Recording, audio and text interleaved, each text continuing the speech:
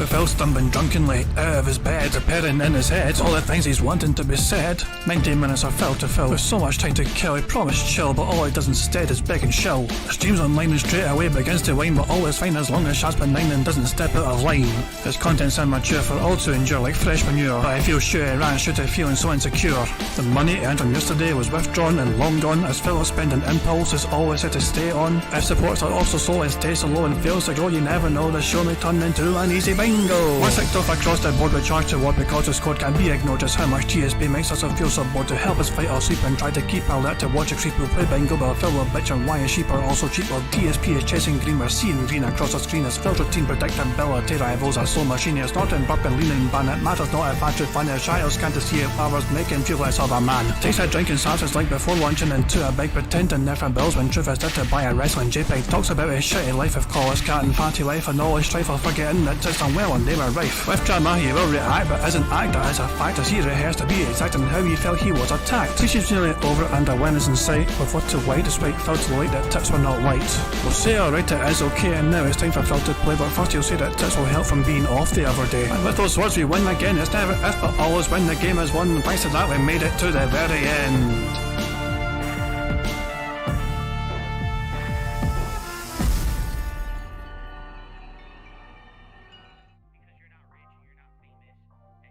Hey guys, King Janet here, and welcome to DSP Bingo for today, Tuesday the 14th of March 2023. I do hope you're all doing very well indeed. As you can see, Phil is mainly just talking to himself in his dumbass little chat of his because barely anyone is there to interact with him. He has got 31 people watching now, apparently. 35. The bots have not begun yet, I guess. The stream's been live for about 2 minutes now, and yet he's only got 35 people watching him.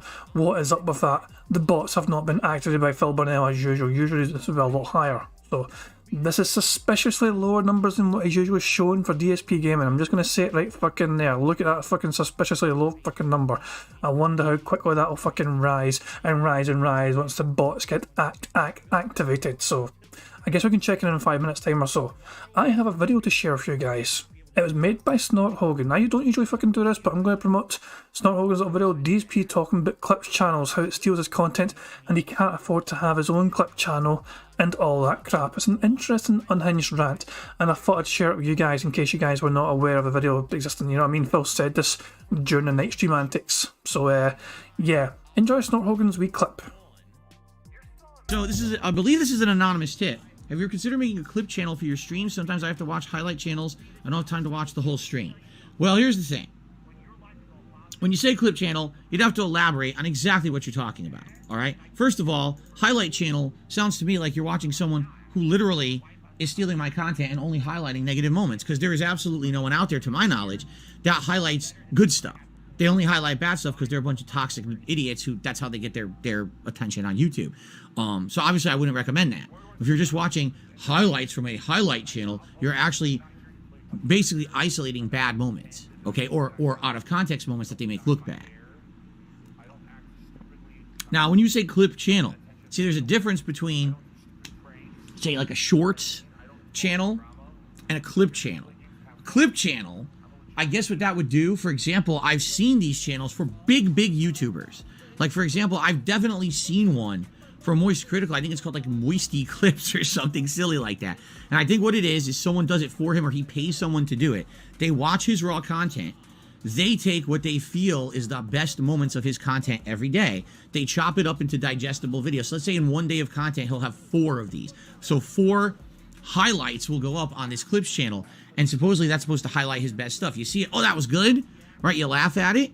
And then maybe you want to go to his channel and check out the full stuff, right? Yeah, I mean, it's definitely an interesting idea, the way that it's done. I don't think that would really help me, just being honest here. I don't think that it would help me that much. I'm too small of a YouTuber. I can't afford to pay someone to literally sit here and watch all of my content all day, pick the best moments out, and make those kind of edits. Now, in the case of YouTube Shorts, this is something that I have tried to implement over the course of the last year. Where basically people give me their recommendations for what they feel are the best moments in my content. We watch them together and we laugh at it and so say, hey, that could be a short, and then I will basically suggest that to the few people behind the scenes who have been making shorts for me for the last several months. And if one of them has enough time, then they'll themselves, you know, make the short based on my recommendations. And there's been a few that haven't worked, but most of them have. I'd say probably out of all the shorts that have been submitted, probably there's 3 I didn't like and I shot down. They didn't turn out right, or they're too hard to figure out what they are. But for the most part, almost all the shorts are great. And in regards to that, I've been enjoying just putting the shorts up. It brings attention to the channel. Half the time, the shorts get way more views than actually the raw videos I'm putting on this channel. Okay? People, in fact, Cheetah Man just said, I love all your Oblivion shorts. Those have been funny. And I've been doing a lot of those. Okay, no, the stream's working. Hold on. It is working. Returnal. I'm talking to everyone right now. Sounds like an issue on your end. Try refreshing.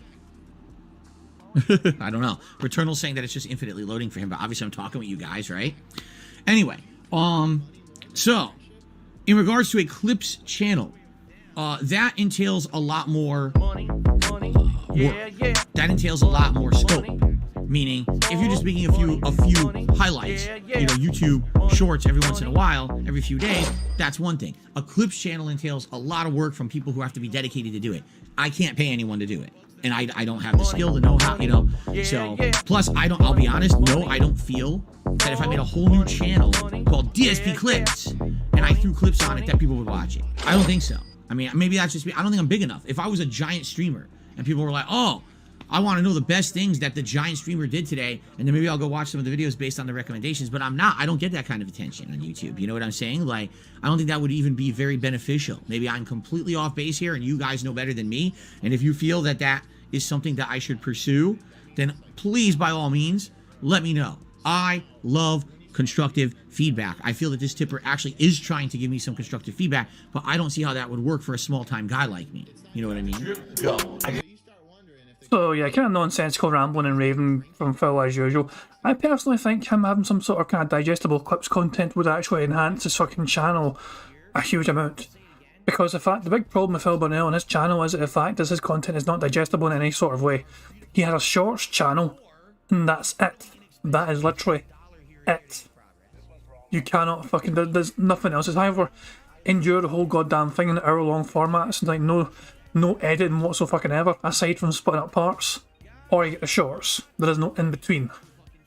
But I'm sorry, I didn't mean to like ignore a couple of the shout outs there. To be fair, I was sorting my dinner out while that was playing. It was a secret, clever ploy to fucking have that playing in the background, so there's something happening on screen for you guys while I was not in the room and getting my fucking dinner out the oven. So I came back to a couple of super chats which I do appreciate, which I'll shout out now. First of all, thank you very much to Black Major super chat, who says big ups to the Tories for voting to destroy political asylum because they're insane. Free Scotland. Yeah, the fucking Tories. Don't even get fucking the Scottish started in the Tories, man. There's a fucking reason why Scotland have not voted Tory in like decades. So many fucking decades now, man. The fucking Tories are a dirty word in Scotland, I'll tell you that much. And that's getting all political, though. I'm not going to turn this into a political stream and all that shit, but there you go. And thank you very much to Barrett Wells for super chat as well. Says, there it is. It'll take views away from Phil, so it's a no-go. I personally think it's a dumb mistake on his part. Sometimes the digestible kind of clips will actually attract people to fucking check out the whole fucking, you know, the proper full context. You know what I'm saying? It could actually attract more fucking viewers if it's a good fucking clip to entice people to come along and check it out. He was banking on that for the shorts, so that's just kind of as far as he went with it. But yeah, a good little clip there from Snort. There's a cracking fucking thing as well. Phil fucking said it was clipped by, I think Snort got it again. He was talking about something to do with like yeah, he's ranting about his college. Phil's old college were asking, you know, for some sort of donations from previous alumni, and Phil's like, go fuck yourselves, because I didn't get anything for it. I was like, oh, for fuck's sake, man, Jesus Christ. But yeah, there's a couple of great clips on Snort Hogan's channel, which I would recommend checking out Phil's insane fucking rambling and raving. Anyway, as you can see, Phil's live and talking in his chat and just being Phil. Let's just get our bingo card sorted out. Let's spin this wheel. Spin, you wee bastard, spin some more. We're going to land on, by the way, or is it example? It's example. Just in the last second, clicked over to example. is going to be our card for today's bingo shenanigans. I forgot to say so let's just have Snort as a centre space. Just have Snort. Should have Snort Hogan. We'll just have Snort as a centre space. I have not asked for a number yet, so people spamming numbers in chat are jumping the gun tremendously. So, you all know how this works. I need a number between 1 and 199. The very first number in chat I see, which contains a number 3, will be the card I picked for today's bingo shenanigans. Dayglow Hour 36 managed to fucking beat the system. I'm pretty sure Dayglow Hour typed that before me hearing the criteria, but he got lucky, and his number was the first one I saw once I asked for the fucking number, so there you fucking go. Dayglow Hour proving that sometimes cheaters do prosper. But we'll go to the 36th result. The 36th bingo card with the word example in it, which is of course going to be the 37th result. It's this card on the left hand side, so I have to say it is what it is. Him messing with his phone, him saying content, support, and him butchering a word. Then him being racist in some sort of capacity, him being positive, him saying positive, him getting at least $15+ in tips, him saying life and alright. The third row is filled in that creepy whisper. Him giving the prayer hands, him snorting, him saying example, and him leaning band somebody. Someone has to fucking do a leaning band to somebody at some point. The fourth was Phil saying idiot, him being toxic, him repeating the same point constantly, him talking about drama, and him mentioning the word tips. And the final row is Phil giving a thumbs up, saying here's the thing, on demand, him flailing his arms, and him saying Q&A. As usual, I think this is a good card, I think this is a robust card, I think it's a card which has a chance of winning a full house. We'll have to wait and fucking see. Let me just make sure I save the card now before I forget to save the card. I have forgotten to save the card sometimes, which has been embarrassing. So let me just get this all set up very quickly, and then I can play Meerkat's music and I can eat my dinner. So, yeah, my dinner's sitting to the side of me waiting to be ate and devoured. But let's get the bingo game set up first. Priorities. Get my fucking priorities in order here. Let's fucking save this bastard. There we fucking go. The card's been saved. Thank fuck for that. Hooray for that. So I can close that, I can close that, then we can fucking go here, and Phil still fucking... Actually, Phil's fucked off. Anyway, I'm going to get the game all set up, but you guys all know the drill by now when it comes to the bingo kind of shenanigans. If Phil if Bill snorts 25 times, that will be a free space for the card. If he burps 10 times, that is also a free space for the card. If Phil gets 100 likes before recording for gameplay for YouTube, that is also going to be a free space. And if we get 100 likes on this bingo stream before we finish playing, that is also a free space for the card.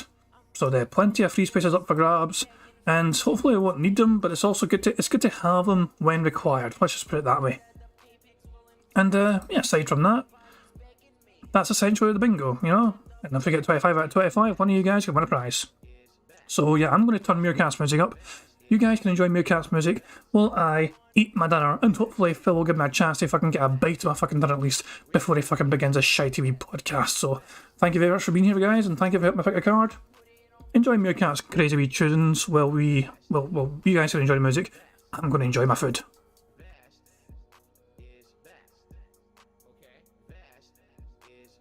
Best 150. Vest is best. Vest is best. Vest is best. Vest is best.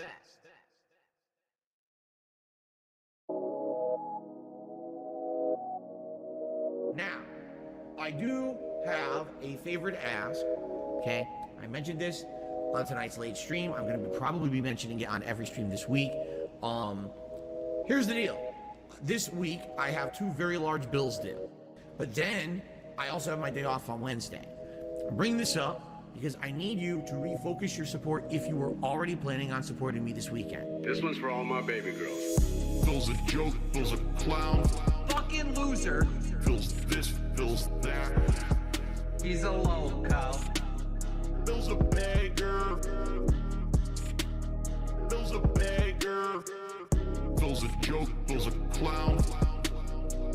Phil's this, Phil's that. Always going broke. Phil's a beggar. He's a loco. Phil's a beggar. If you think that someone who has to live day to day on tips and shit is funny. Oh, so hilarious that this guy has stuff financially tight. Ha ha ha ha ha. No, it's not fucking funny. Now shut up. Phil's a joke, Phil's a clown. Phil's this, Phil's that. He's a local. Phil's a beggar. Begging. Phil's a beggar. Phil's a joke, Phil's a clown. Always going broke. Phil's this, Phil's that. He's a local. Phil's a beggar. He's a local. Phil's a beggar. It's not begging. Okay, I'll be honest.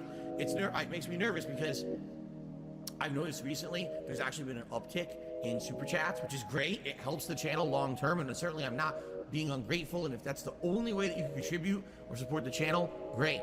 If you can help me and tip me, please do. That's what I need help with right now, okay? Again, I'm not asking for anything above and beyond. You know idiots will come out and prayers. Phil's saying he wants you to pay directly. This dude is a piece of fucking garbage. Yesterday was a really slow day for me on stream. I didn't make a lot of support yesterday. It's you guys and you know how much you're liking the content I'm doing in a given day, how much you can afford to support that content. Can you argue it's a begging model? I mean, I guess. This dude is a piece of fucking garbage. I need this money, I get this money, beg for this money, I want the money. The only time I chill is when I pay my bills. The only time I get to chill is when I spend the bills. Scumbags and mental cases on the internet still support. I'm a beggar and I'm a loser and I'm on level 1. That I can't go on a honeymoon with my wife. I'm paycheck to paycheck. Well, Phil's beginning the show, so as you guys know, tag me in chat in case I miss anything on the card. I don't try and miss things on the card, but I just do sometimes because I am a stupid bastard. It is what it is, bugs, bingo mechanics and all that. So 25 out of 25 means one of you guys can win a prize, and yeah, I managed to finish my dinner. Fucking hooray for that. Phil managed to just fucking barely allow me to fucking get my last bite in, so there we go. So, good luck guys, fingers crossed, here we fucking go. Phil's a bitch. Good morning, everyone. What is going on? Welcome to the show. I'm Darkside Phil, and this is the Level 1 podcast. We're busy having fun. Way down here on Level 1. How y'all doing? And ladies and gentlemen, our very special guest today, walking away and down the hallway, is Jasper Kitty. If he decides on coming back, I thought he was coming in the office and he hightailed it down the hallway. How's everyone today? Today is Tuesday, the 14th of March, 2023. How are you all? Maybe the last time you ever see me on the podcast. That's right, because as you know, tomorrow's my day off, and then I'm going to be on a different podcast this coming Thursday. We'll talk a little bit about that this morning, as the impending hype is building, for all the wrong reasons, of course. So, I hope you're all doing well. Today's my final consecutive streaming day of the week, meaning this is day 6. 6 straight days of content for you guys. Admittedly, this week has been fun if you like chill style content, because pretty much a lot of the playthroughs I'm doing are more laid back and chill now. Like a Dragon Ishin, Oblivion, and Hogwarts. All I would consider more long form chill playthroughs. And sometimes that's fine. When you have a lot of them all at once, yeah, it's probably not so good. I wish that there was more variety in the games that were basically being played on the channel right now. But I have to play what's available. The only game that's been coming out recently was WWE 2K23. It came out, I think, yesterday. And I really don't think anyone really cared. It was hilarious because, usually when a new WWE game would come out, people would ask me, am I playing it or whatever? Almost no one has. I think maybe 3 people in the last 2 weeks have even brought it up. Last year was a big comeback for WWE. And I said, all right, because they're coming back after many years hiatus of not being around, I'm going to play it. And I played it, and hilariously, it played very similarly to previous iterations. All those promises of, we're revamping the career mode and doing all that didn't really pan out. It kind of felt like the same game that got boring after a couple of sessions. So I really felt like last year, even though I waited to play it like a month or two after it came out, I still kind of got burned on it because I didn't really get out of it what they were promising. And so, it came out this week. I'm like, I think what we should do is just focus in on getting as far as we can in the games I'm playing. I think it's the right way to go. You know, we're almost done with Hogwarts. People are saying around maybe 2 more streams, and I'm going to finish Hogwarts Legacy up finally, which is great. I'm ready and willing to move on to a new game at this point. I know that Hogwarts has been going on for well over a month, and I mean, I like the game, but at the same time, when a game is 40 plus hours, and it's kind of like, so what's left to do in the game? Oh, more collectathon stuff, more repetitive combat with no real variation because there's nothing left in the game. You've unlocked all the spells. It's like, all right, so when does it end? You know, and that's kind of how I feel at this point. I want to see the end of the game, but man, it's starting to feel like a slog to get there. Which obviously might overall affect my opinion of the game, you know, at the end of the day. I think it had a really good start, and it kind of slowed down about halfway through. Anyway, but yeah, you know, this week, admittedly, was a much slower week when it came to the games and things that I've been playing. I've been noticing, you know, overall on DSP Gaming, attendance way down when it comes to the videos on demand. Streams are still doing all right. You know, it depends on the game. You know, particularly certain streams are much better when it comes to the subject matter or whatever. I've actually been noticing, I mean, get this. I've been noticing more people are attending the podcast than the gameplay sometimes. Now, today doesn't seem to be the case, and, you know, daylight saving hit on Sunday, and I've noticed that every stream has been down in attendance for like 45 minutes, and people come and, oh, I didn't realize there was a time change. It's been 3 days now. You would think by now people would remember, but I guess not. So anyway, yeah, no exaggeration. I've been noticing that here on the podcast, attendance has actually been much higher than a lot of the gameplay streams I've been doing. I think that's a case of the games getting stale because they're too long. I don't know what it is that every game today has to be like 40 plus hours. I don't necessarily think that's a good thing. Just being honest, I think that a lot of games maybe are better as shorter experiences. Would Hogwarts have been better as a streamlined 30-hour experience with a great story and not so much collectathon style content that really has no meaning? Maybe. Would it have been a better playthrough? Maybe. Right? So anyway, today we're going to talk schedule, and it's kind of weird because usually when I talk money, yeah, money, oh, money, yeah, money. Thank you very much to Barrett Wells for the super chat. It says, just when you think Phil had a good stream, you've got to like David. Super thanks. Timestamp funny moments. Email Phil about those funny moments. Tell your family to sub him. Make sock accounts. So on and so on and so on and so on and so on. Yep. You can't just fucking support it one sort of way. You've got to fucking support it every single goddamn sort of way and then some. You've got to go above and beyond to, you know, get in Phil's good books and stay in Phil's good books when it comes to his precious content, his meaningful content. It never ends. It really does fucking never end, for fuck's sake, man. I mean, it's just... You'd think he would get the fucking hints that he's not as popular as he fucking once was. So he should really fucking try and cut back on some of the fucking more extravagant things he's got going on in his fucking life in terms of, like, you know... As far as we're aware, he actually is fucking cutting back on the whaling and WWE champions because he's not been in the top fucking 100 list in a while. So... yeah, fuck knows though. We'll have to fucking wait and see how the next few months are going to do for Phil Burnell and his big decision to fucking try and split his time and focus between DSP Gaming and DSP Reacts. But a lot of us were thinking it's going to fucking hurt him more than it helps him, and that might very well be the case. We'll have to wait and see. Today we're going to talk schedule, and it's kind of weird because usually when I talk my schedule, I can give you concrete information about what I'm doing every single day. And I like that. I'm the kind of guy that has I like having a structured schedule. Or I like having, The motherfucker's always late to his goddamn fucking stream starting. And yeah, he fucking wants a goddamn schedule. Makes sense of that fucking shit. This day I'm doing this. This day I'm doing this. Almost like an outline of everything I'm doing. That's kind of how I operate. How I operate my business, how I operate my life, quite frankly. I can't really do that this week. Because this Thursday I'm going to be on a podcast that is in the morning before my content usually would be live. And I don't know how long it's going to go. You know, the guys running the show haven't told me how long it's going to go. Even I feel like they don't know. Like, it's going to depend on where the conversation goes or whatever. And essentially, I've given them kind of free reign of my time to do it with as appropriate. We'll talk about that in a minute. Okay, we will. We'll talk about that in a minute because, here's Mr. Jasper Kitty. Here we go. I told you he was a special guest. He was able to join us today. And, of course, here he is to take the spotlight. Here he is. Silly guy. So... we'll we'll talk about the schedule in a bit. Today we actually have some game news to cover, a few game news stories to cover that have been going on, so that's always good to cover for variety on the show. And of course, I would love it if all of you would check out my review of The Last of Us TV series, which is now live over on DSP Reacts, my React style channel that has reviews and React style content. It went live last night. I don't know how many of you were aware or checked it out yet. You want to know the truth? I have not even looked at it. I'm just approving comments on it. I have not looked. Let's check it out, shall we? Let's go on a little field trip, ladies and gentlemen. Let's check it out. We're not going to watch it. I just want to see how it's doing performance-wise.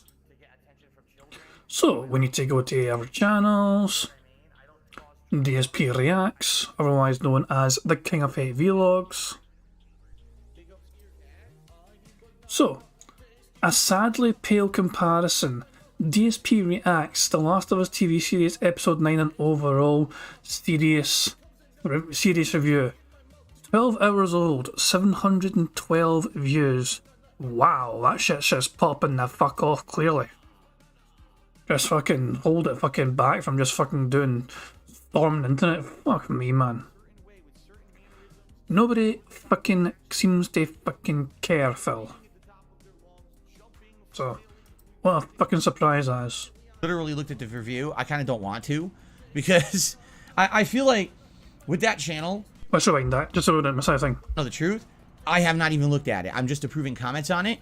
I have not literally looked at the review. I kind of don't want to, because I feel like with that channel, if I look at everything constantly, I kind of cause myself anxiety, because, you know, it's a new channel.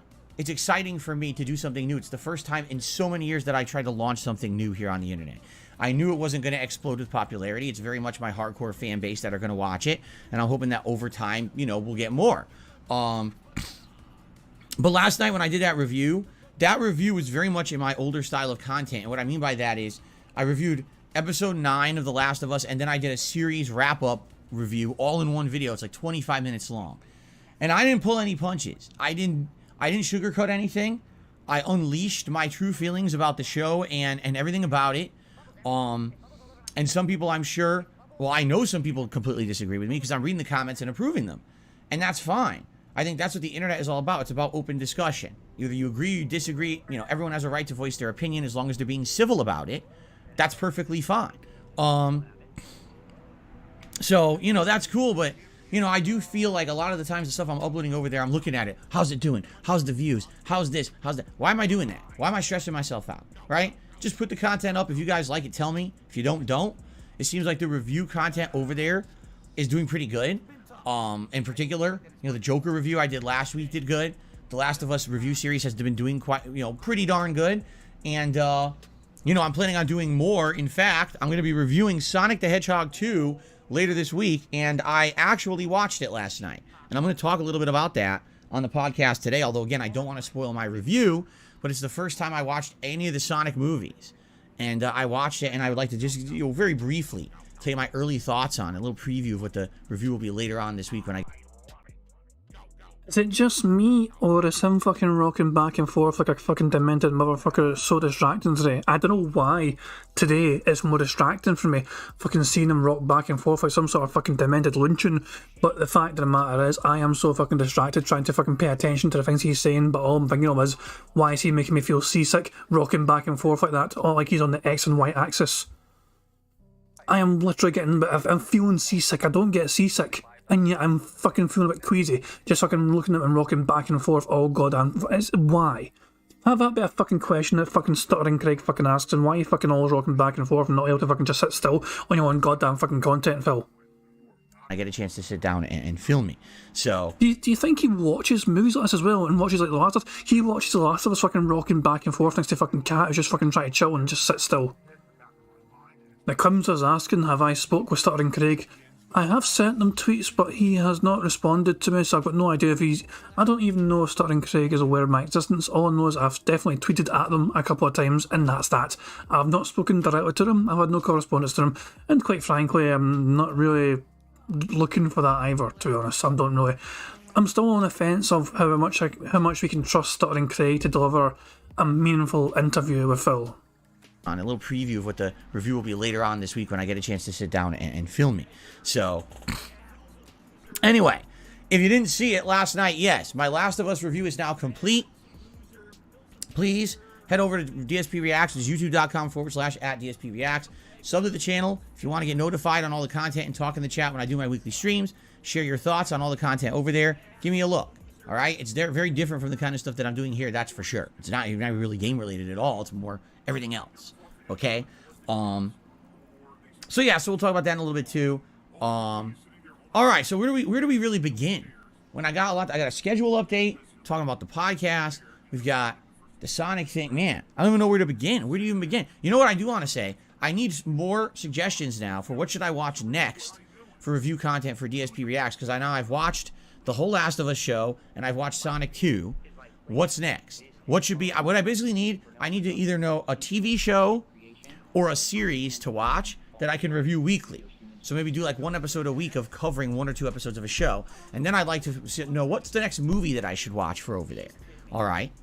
But it's not just that, Phil. It's not just the fact that you need to fucking know whether it's a fucking TV show you're going to watch. You've got the fucking criteria set to whether it has to be on HBO Max. So either on HBO Max or you're fucking on Amazon Prime. You can't fucking watch a Netflix thing. You can't watch whatever fucking network, some other fucking network. It has to be either on HBO Max or on fucking Amazon Prime, because you've really fucking cut down the criteria on what it is people can fucking nominate for you to fucking watch.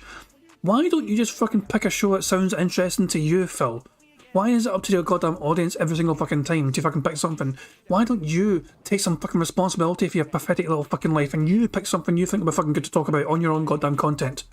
Stop fucking making it up to the goddamn audience to fucking decide what it fucking is you fucking review and watch, just so you can fucking blame them afterwards if it doesn't fucking take off in popularity for your fucking shitty little reviews. Fuck me, man. Just fucking man up and just pick something. Anything. You decide, for fuck's sake.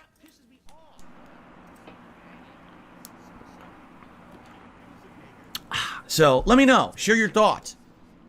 Whether it's here in the chat, whether it's emailing me, whether it's leaving comments on the videos over there. I would love your love your thoughts. I basically need to figure this out kind of by this weekend, because as you see, I've been reviewing episodes on Mondays and movies around Thursdays. I'd like to maybe keep that schedule. So if I could maybe figure out a show to start watching by the weekend, and then I could watch a couple episodes of it and I could review it on Monday, that'd be perfect. Okay? Anime, here's the deal. I'm talking about stuff that I can easily see either on Amazon Video or HBO Max. Those are the 2 services that I currently have that I have access to. So those would be the 2, okay? Snyder Cut of Justice League, says My Ruin. Peacemaker show, says My Ruin. Someone said that, but then they were like, well, if you're going to watch the Peacemaker show, you should watch the James Gunn Suicide Squad movie first, only because that's the introduction of the character. And then you need to know that to understand the show, I guess, is what people were saying. But then that kind of sucks, because then I don't have a show to watch first. Do you see what I'm saying? Invincible on Amazon Prime. That's the animation, correct? Yeah, I've never seen that. I've heard people say that's pretty good. Some people are saying watch The Boys. Now, The Boys is kind of... Let me put it this way about The Boys. It would be a little daunting, because aren't there 3 seasons out, right? So it's like playing big-time catch-up. Doing something like that. What I would have to do is watch it like season 1 and then take a hiatus from it, and then go to season 2 and take a hiatus from it, and because I think season 4 is coming, but man, I would have to play big time catch up to get to that, right? And that could be pretty annoying. Season 4 is confirmed for the future, didn't have a release date yet, right? Exactly. So it's an hour and 20 minutes per episode. Ooh, it's long, huh? That's like a movie. How many episodes per season? See, so that's what I mean. Like, for The Boys, that seems to me like that's going to be something that's going to take a long time. And, like, that could be an ongoing review series that takes months. When you're reviewing a new show, like The Last of Us, right? Every week I was putting out a new episode. So it worked, because you're like, ooh, the new episode, then there's the new review once a week. It's in tandem. If I'm watching The Boys and every episode's an hour and 20 minutes, right? And it takes me, like, several nights just to watch a couple episodes, and then I have to review it, and then it might take me months to finish it. You see what I mean? I don't know. I would think to get this show, to get stuff started, maybe I want to do something shorter form, right? Something that's not so lengthy. Maybe I'm wrong. I don't know. I mean, again, I appreciate your input. It's 8 episodes per season, Wanderer says. Thank you. I definitely want your input on this. Jaderic says True Detective on HBO Season 1 is great. There's 3 seasons. They all different characters and stories. One's the best. I owned season 1 on Blu-ray ages ago. When it first came out, I bought it and I watched a lot of it. I don't think I ever finished it. I watched a lot of it and I liked it. Yeah, yeah. Money, money. Oh, money, money. Yeah, yeah. Money, money. Thank you very much for Black Metro Super Chat. It says, once a weekly TV show. The Boys is too long. What the fuck? Yeah, he fucking nitpicks every single fucking thing. He doesn't want something that might take too fucking long to review. He wants some sort of easily digestible fucking show that'll be quick for him to fucking review. It's not too fucking long, not too many fucking seasons. Basically, put it this way. Things like, what's a good example? I like how the first example that came to my fucking dumbass mind was Fawlty Towers. The original fucking John Cleese Fawlty Towers fucking 70s, 80s fucking British sitcom. There wasn't a lot of fucking episodes on that fucking series. It was like, I think it was like 6 different episodes per season, and it was only on for like 2 or 3 fucking seasons, you know, and like fucking 20-25 minutes fucking long, you know what I mean? But that's what I'm saying, though. He wants content as short as that, essentially. Exactly, don't mention the war, Basil, all the classics. Fuck yeah, fucking Manuel. Anyway, fuck yeah, great fucking show. But you get what I'm saying, though. He wants kind of fucking things that are not going to be too fucking long for him to fucking watch. Invincible might be a good fucking shout, to be honest, because it's like, I don't know how many episodes that was, but it's only 1 fucking season. I know they're working on a second season.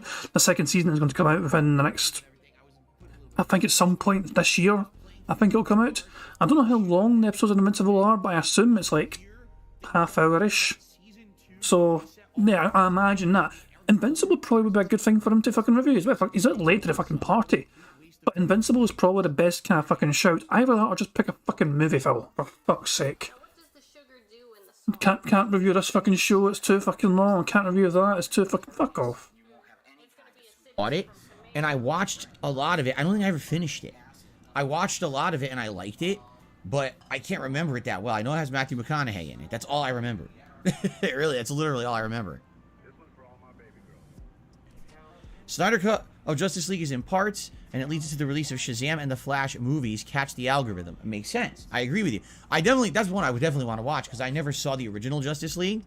So to watch the Snyder Cut makes sense. Apparently that's the better cut that was intended to kind of be what was released in theaters and didn't really happen because Snyder had to back out, and that's when Joss Whedon jumped in and basically ruined the fucking movie.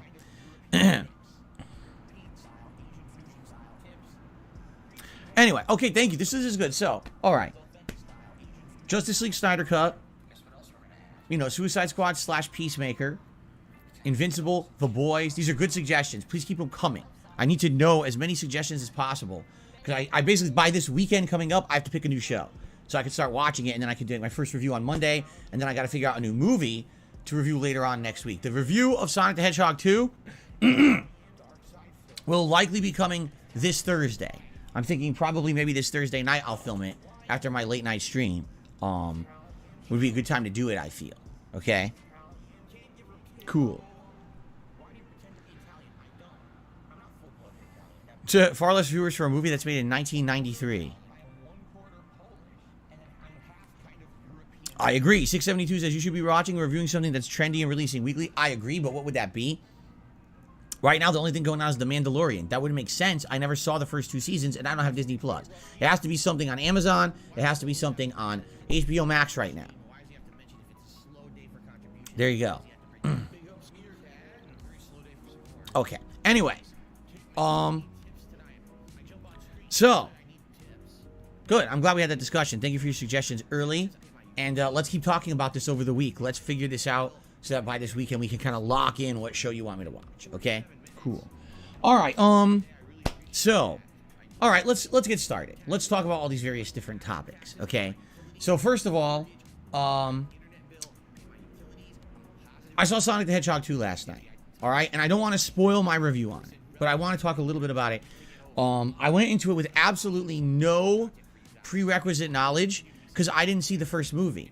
So I was jumping into the Sonic the Hedgehog film franchise, not knowing what to expect because I didn't, you know what I mean? Like everyone had seen the first movie and was excited for the second one.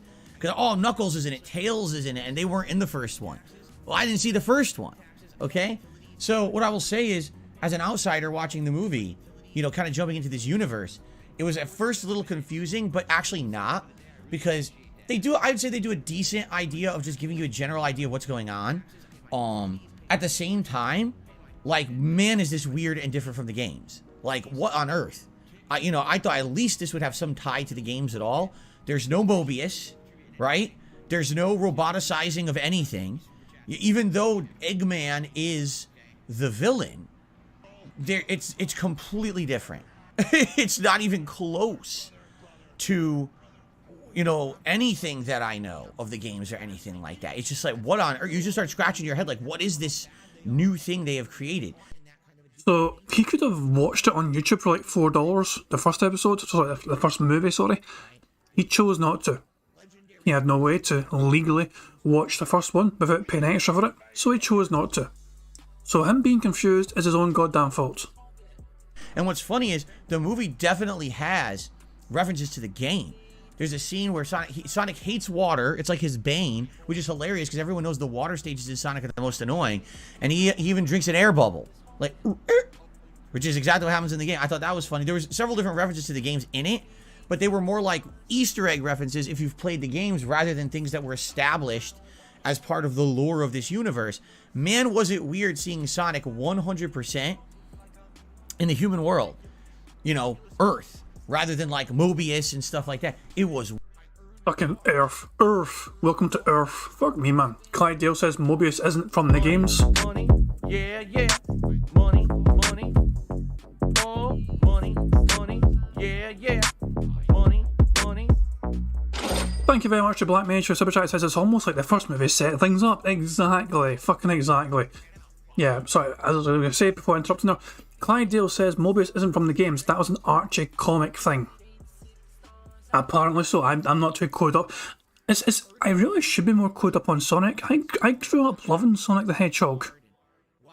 Especially Sonic 2 was a fucking great fucking game. That's my favourite fucking game growing up. Sonic the Hedgehog 2, multiplayer especially, it's a fucking quality game.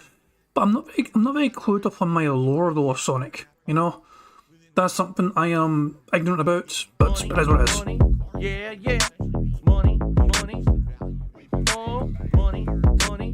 Yeah, yeah. Money, money. Thank you very much to Barrett. We also Super Chat says, I bet Phil would have been one of those kids who crawled into sewers looking for the Ninja Turtles. It's a shame he couldn't find fucking It the Clown. But yeah, he really fucking... Jesus Christ, man. Phil wants a pet turtle because he wants to fucking have his own Ninja Turtle. That's the kind of fucking kid he would have been. It's fucking bizarre though. But yeah, the first movie set things up perfectly. The first movie ended with fucking Tails. Money, yeah, yeah. Money, money. Oh, money, money. Yeah, yeah. Money, money. Thank you very much to Black Mage for Super Chat, who clarifies that Mobius is only in the comics and early cartoons. So not the games then. So Phil was bitching and whining about it not being so different from the fucking games, and his first complaint was Mobius. It doesn't really correlate with his arguments. You see what he's fucking saying there? It's a bit bizarre. But yeah, the first movie literally ends with fucking Tails. And I think it's like, I don't know if it's I think it's a credit scene or some pish, I can't even mind. Fuck me, man, it's just... why did I know his fucking review was going to be garbage? Yeah, yeah. Money, money. Oh, money, money. Yeah, yeah. Money, money. Thank you very much to Warren for Super Chat. It says I could see him down there in the sewers saying, it's not like the game down here. Yeah, he'd probably fucking looking for pizza and everything, for fuck's sake. Where's that rat to teach me kung fu? Fuck off. Jesus Christ, aye. Fuck man, hopefully he'd find a fucking alligator just to fucking eat him or something.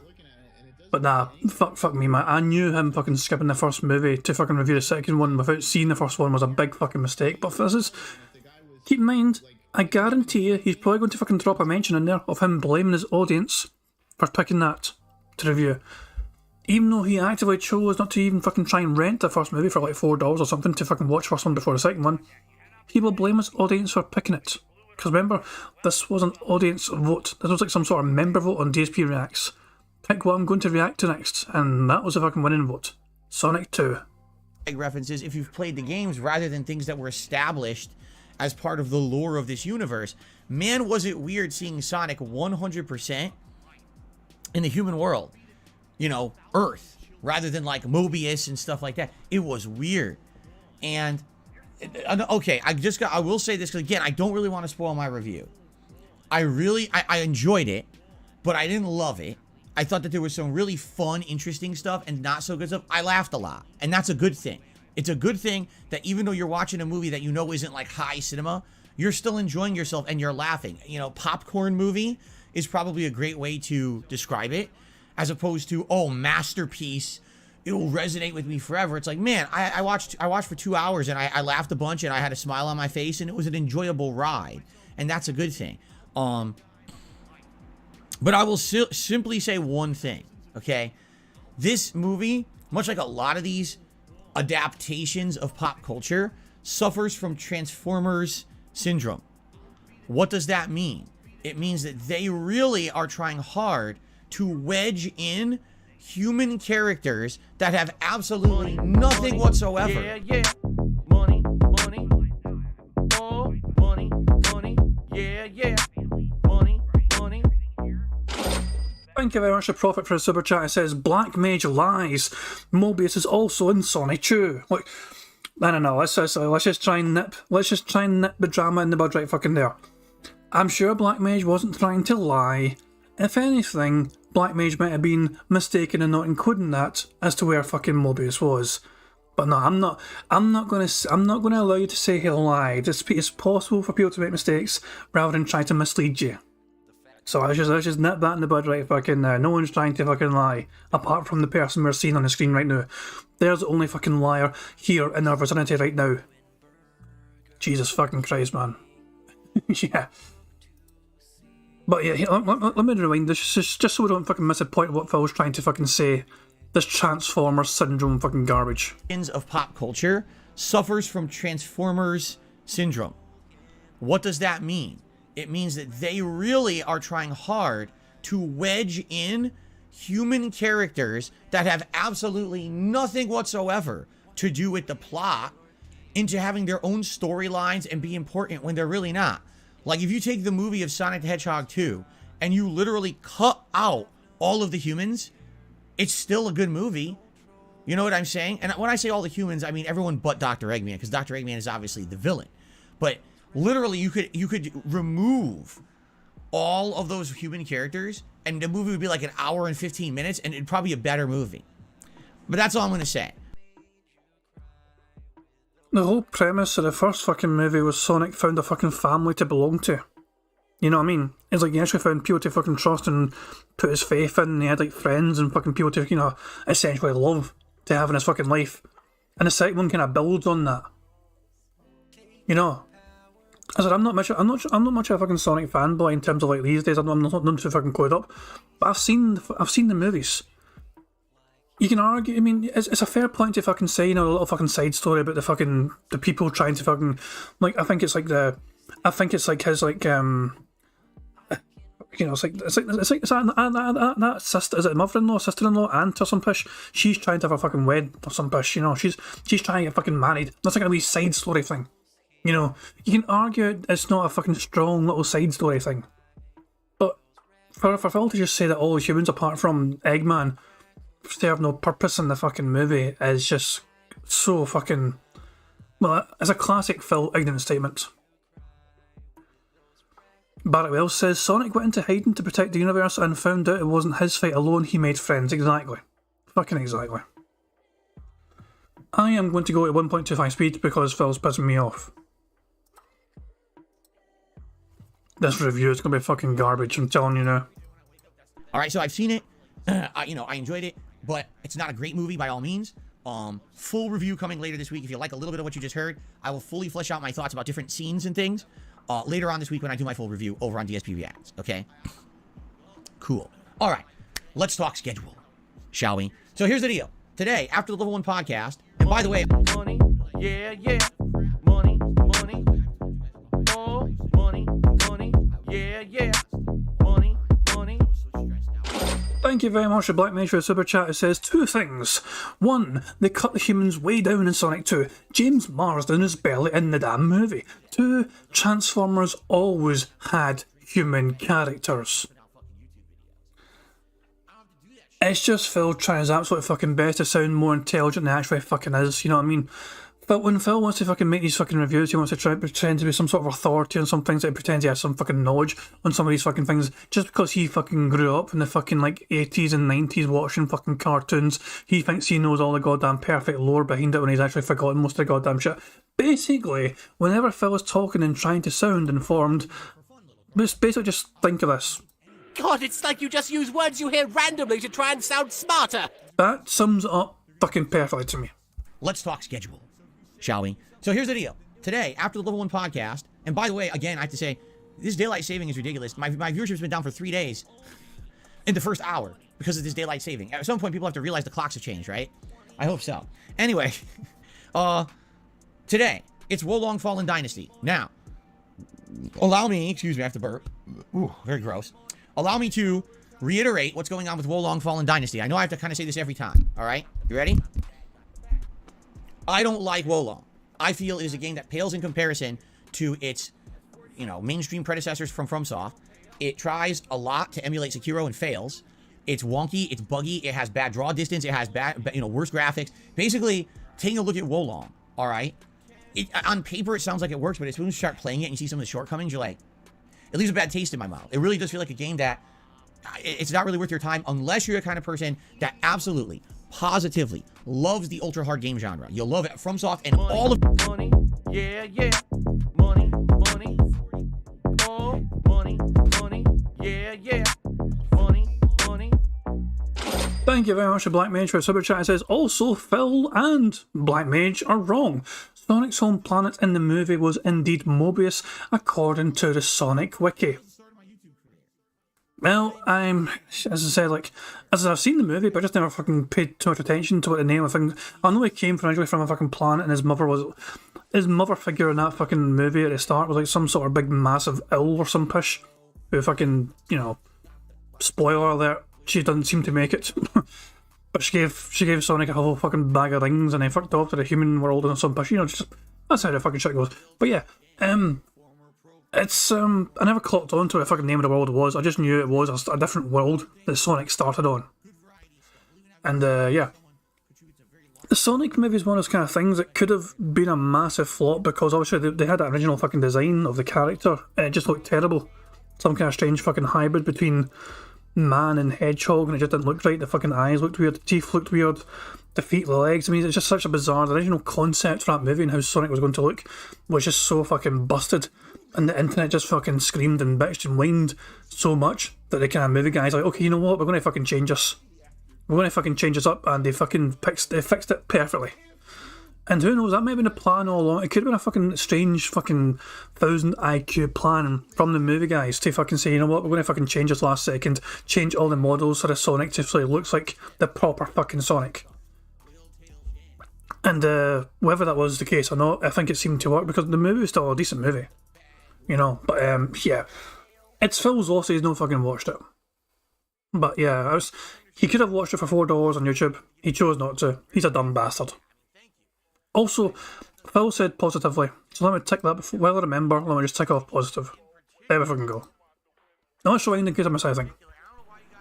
on paper, it sounds like it works, but as soon as you start playing it and you see some of the shortcomings, you're like, it leaves a bad taste in my mouth. It really does feel like a game that it's not really worth your time unless you're the kind of person that absolutely, positively loves the ultra hard game genre. You'll love it FromSoft and all of its derivatives and all of its, copycats and all that. If you absolutely must play this style of game, then fine. But I actually feel like it's more of a skip. The story is nothing to write home about. It's got Dynasty Warriors characters in it, so what? Go play Dynasty Warriors if you want those characters. You know what I'm saying? Like, nothing so far has been like, whoa, amazing, unique experience. Blows me away, must play, wow.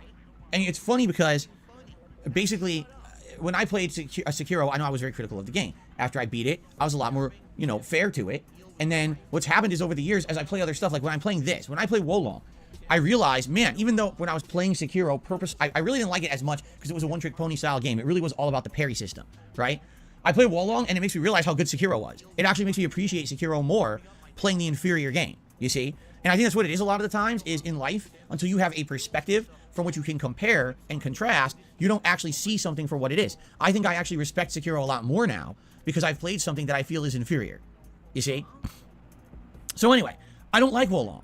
I've made this abundantly clear to all of you. I've been playing it for over a week. I don't like this game. I feel like it is a disappointment, and that it really is not a very good game. I would have dropped it. I told you guys I wanted to drop it, and I either wanted to start Metroid Prime Remaster or do a second run in Elden Ring, which likely would be New Game Plus, maybe a Magic run, maybe an Arrow build. You guys had different ideas of what I could do that would be very different from my Jump R2 build, which was essentially the whole first game, correct? So, we have this agreement. It's not an unspoken agreement. It's very much a public, loud agreement, okay? I will suffer through this game for you, of which there's still a lot more left. If you're not aware, I'm in chapter 10 right now, and I'm halfway through it. The game has 16 story chapters. Each chapter is taking about 1 to 2 hours to beat, all right? I get the feeling near the end of the game, they'll take longer. So if you do the math, each stream I'm beating about a chapter and a half. If we stay to that formula today, it means we'll get to 12. If we stay to that formula next stream, it means 13 and a half. After that, it would mean around 15. After that, it would mean 16. So do the math. It's at least, at a minimum, 4+ streams left of this game that I don't like. Over 12 to 15 more hours of Wolong coming up for me to beat this game. By the way, from what everyone is saying, the game requires grinding. Like, you can't just play the story stages. If you do, you're under-leveled. The game essentially makes you go off and do side content in order to artificially level yourself up so that you're good enough or strong enough to take on the rest of the game. I think that's terrible game design. It's not bad enough that in each stage you have to look for hidden flags that level you up artificially in each stage so you can take on the boss. Now you also are forcing me to go do side content grinding on the side. Like, what on earth? It's like, you really don't respect my time. The game really doesn't respect the gamer's time at all, okay? So, it is kind of frustrating in that regard. But I have to fucking stop. I mean, the game doesn't respect the gamer's time. No, Phil, you're not playing this as a fucking gamer. Most gamers, most people that fucking invest their goddamn money into a fucking game want to try and get their money's worth out of that fucking game and enjoy the game as much as fucking possible. There are some games out there which are fucking brilliant games, but you can only play it fucking once. Really, like LA Noire, to me, is a great fucking example, is LA Noire. Amazing fucking idea for a fucking game. It was decently executed, you know. They done quite well to execute LA Noire as a fucking concept for a fucking game. It worked quite well. But once you fucking play the game, you kind of know how to fucking play it again. Like, if you try and replay the fucking game, you kind of know the right answers because you fucking went through it the fucking first time. So you can't know how to fucking do the right answers and to interrogate it. Also, there's different ways you can complete some of the missions. But the end result is kind of pretty much the same. It's not fucking different endings, for example, in fucking LA Noire. So, yeah. The gamer's time Phil was fucking alluding to is actually for him being the content creator's time. Phil was trying his absolute best to just fucking get through the game as fast as fucking possible so he can move on to the next fucking game. Gamers want to get the most out of these fucking games. And if these fucking games like this are trying to actually give players more content to enjoy to make sure they're getting their money's worth, fair play to them. It's a good fucking thing for gamers to actually have things to do in a fucking game. Phil's treating it as some sort of fucking punishment. Just because he doesn't like the fucking game and because he's desperate to fucking move on from it. But here's the agreement. I will continue to play Wolong as long as you guys continue to show up, watch the streams, engage with the streams, and support them. It's that simple. I don't like the game. I want to play something else, but I will put up with it if you guys want it that bad. That's, you know, we had this discussion last week, and it was a serious discussion where I was going to drop it, but you guys convinced me. You said, no, please, we really enjoy watching you play these ultra-hard games. We don't get them that often. We really want to see you persevere over this one. Okay? Now, here's the thing. There's another one coming. Resident Evil 4 Remake, I've already promised you guys. I've committed. I'm playing the game on hard. And if that means that is one of the harder playthroughs I've ever done, I'm still doing it. I'm committing to it. Okay? So that's coming later this month. In fact, that's in 10... Wow. That's in only 10 days. Time is flying. Only 10 days until that. So, yeah. If you're anticipating me playing a tougher game, it's coming. All right? Resident Evil 4 Remake, that's going to be a hard one on hard, I feel. But today, we're playing Wolong. All right? I really hope that people will continue to show up, watch, support, and engage in these streams. If I'm playing it and I notice people are paying no attention, they're not talking to me, you know, everyone's just kind of like going off on their own tangents and they're saying the game is boring, I'm not playing it again. Just being honest, you know, I do find the game repetitive and boring. I'm not enjoying it. I think it actually is quite a grindy, crappy game. And, again, I'm only toughing through it because you guys want me to. You know, if you didn't want me to, I wouldn't. I mean, I'm done with this. Let's move on to something better that I know I'm going to enjoy better and likely you guys will enjoy too. So, let's see how it goes today. If this stream goes well, you know, I'll keep it up. And I'll be honest, it has gone well. The last 2 streams of this game have actually done quite well. Not only attendance, but viewership and, you know, not viewership, engagement and support have been great. So you guys have lived up to your end of the bargain that if you want me to suffer to a game I don't like, you'll still support it. Thank you for that. But we'll see what happens today. You know, every time I play this game, it's kind of like, all right, on to the next. But I tell you right now, I'm not torturing myself with this game that I feel is subpar if people don't care. So if the interest drops off, I'm done with it. Okay? I want to do something else. Okay. Now, that's today's first stream. Okay? Tonight, my final consecutive stream of the week, I'm very pleased to say, is Elder Scrolls 4 Oblivion. I'm actually quite excited for tonight's stream. Number one, because I like ending my streaming week with something more chill and interactive with the audience, where we can relax and talk and have fun conversation while I play a game. Oblivion is very much that game. Number two, tonight is the culmination of the Thieves Guild plotline. The Thieves Guild we've now been doing for about like a week and a half, 2 weeks. It's basically one of the major guilds of the game where it's focused more on sneaking and you know, thievery, stealth, lockpicking. Oh god, lockpicking. Rather than, you know, combat. And this is apparently the big heist, from what I'm to understand. This is like a big thing coming up tonight, where it's a multi-level mission with all these different steps that you need to complete in order to, you know, finish the mission. And apparently people are saying it's one of the better things in the game. So, something's on my mind that I was thinking about. I've been thinking about this the more and more he's talking now. He has mocked and denied the fact that we've accused Phil of rage quitting games several fucking times in the past, and Phil has always fucking angrily denied this. It's like, nah, I don't rage quit it, I just fucking, the game got boring, the game got repetitive, people are fucking begging me to play something else. Is this the first time Phil is openly outright admitting that he wants to rage quit a game, but as long as the fucking money keeps coming, he's playing it? I'm trying to think of the last time that Phil is outright openly fucking admitting to his own audience, I'm only playing this for the fucking money. When's the actual last time Phil openly admitted to playing a game specifically for fucking money? I can't mind the last time, I'm trying to think. Because he clearly listens to what I'm saying. Phil fucking talks about playing games he wants to fucking play, meaningful content and all that shit. He is literally, Divinity, people are saying Divinity was that game. Modern Warfare 2. Modern Warfare 2 was more him fucking, he went between liking the game and not liking the game, depending on how he liked it. I don't know if I would count Modern Warfare 2. But people are talking and mentioning Divinity and Divinity 2 for him saying he's only playing the fucking game as long as people support it. Kirby. He did rage quit Kirby though. The fact that he actually rage quit Kirby. And rage quit Kirby. But Kirby Dark Souls, fuck me man, I remember that shit. Can't believe he fucking compared Kirby to fucking Dark Souls, man. Fuck me. But yeah. This is like... Phil doesn't want to be seen as a fucking beggar or not shit, but at the same fucking time, here he is fucking saying to his audience, hey look, you guys want to fucking keep playing this game, you just fucking keep giving me fucking money. This is Phil's future, he may as well do this for every single game. I think he's forgotten how gullible his fans are. I think he's going to do this more often in future. He's going to get to a fucking game which he's not going to be sure about, but he knows his audience might fucking give him a lot of money to keep fucking playing if he fucking forces their hand. He is absolutely fucking forcing their hand, and so in turn they're fucking coming out more to fucking give him money. It's worked for this fucking game so far, and it'll probably work for other games as well. Phil just needs to fucking find the right games to try and fleece his audience for as much as fucking possible. I'm excited for this tonight. I want to see how it goes. I hope that I can finish it in the stream. I hope it's not over 2 hours long. But either way, I know it's going to be a fun ride. You guys are going to chill with me tonight. The Oblivion streams are always a great time. I can't wait for that tonight, 6:45 p.m. Pacific Daylight Time. Yes, I have to emphasize, this is the first Oblivion stream I'm doing since the time change. I hope people show up and aren't late. You know what I mean? I'm not kidding you. So now we're almost to the time when the stream would have gone live before the time change, and a lot of people have just joined in the last 15 minutes. We have over 100 new viewers. You see what I'm saying about this daylight thing? Man, it pisses me off. Stupid daylight saving time. People are all showing up late. I hope people get used to this. Anyway.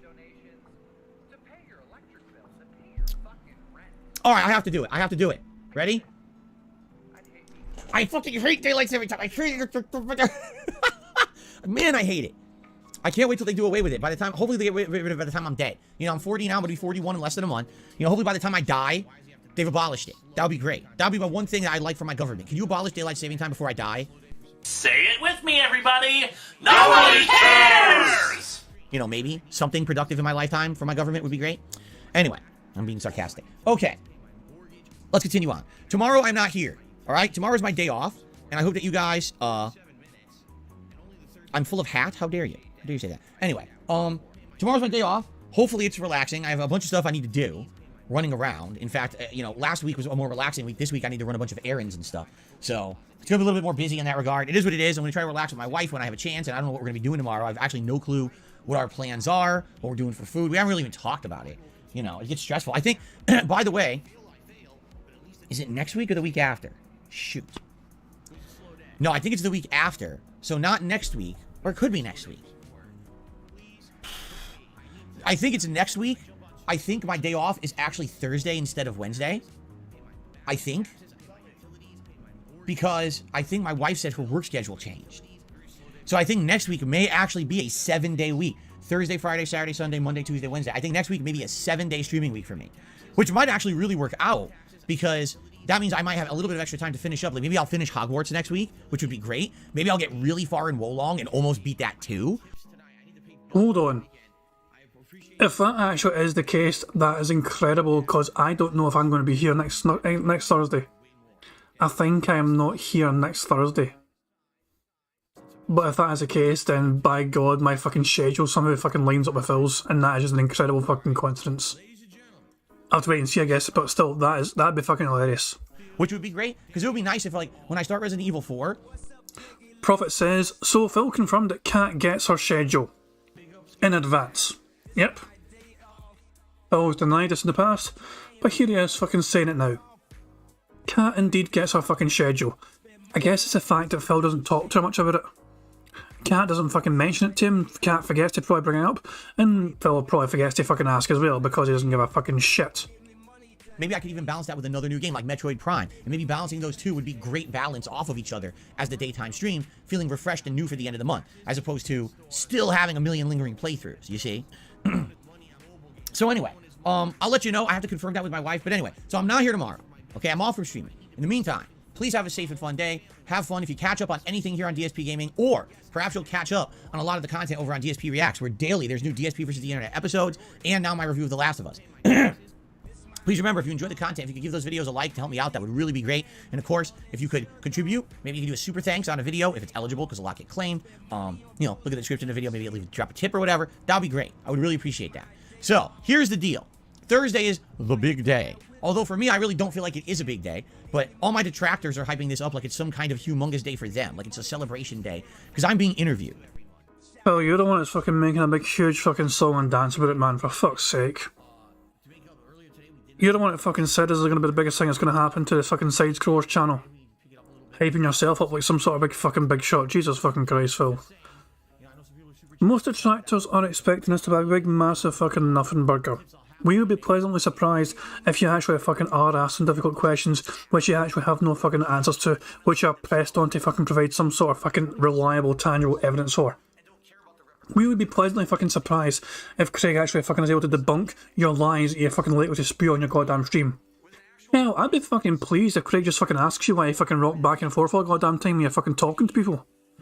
Do you fucking do that on a fucking couch, Phil, on the sofa, when you're fucking watching a movie? Do you rock back and forth non-fucking stop? I bet you fucking don't. Why do you fucking just do it for your goddamn podcast? Just calm the fuck down, stop that fucking leg jiggling all over the fucking place, stop fucking rocking back and forth and making your goddamn audience seasick. Alright? Well, allow me now to give you the full skinny, because yes, it has been fully announced over on their show, so now I can fully talk about it in full detail. On Thursday morning, I'm appearing on a podcast called Side Scrollers. You can check it out right now, just search for Side Scrollers on YouTube. They relaunched, it's a podcast that used to be very prominent back in the early days before YouTube was even popular. Yes, I mean that. Before YouTube was even popular, these guys in the mid-2000s had a business called Screw Attack, and they had a Side Scrollers podcast that they would run, and it was very prominent. They had guests from the gaming industry. It was a really great show. It was an audio-only show back then, by the way, no video. And it ran many, many years. It had many iterations. And then, you know, if you want to know the history of Screw Attack, you can find it by searching on the internet. Essentially, they got bought out, they got sold off, everything got liquidated, and so the show came to an end. All right? They just rebooted the show about a month ago. And it's a gaming podcast with a variety cast. It's like 4 different people who appear on the show usually every day, if not 5 if they have a special guest.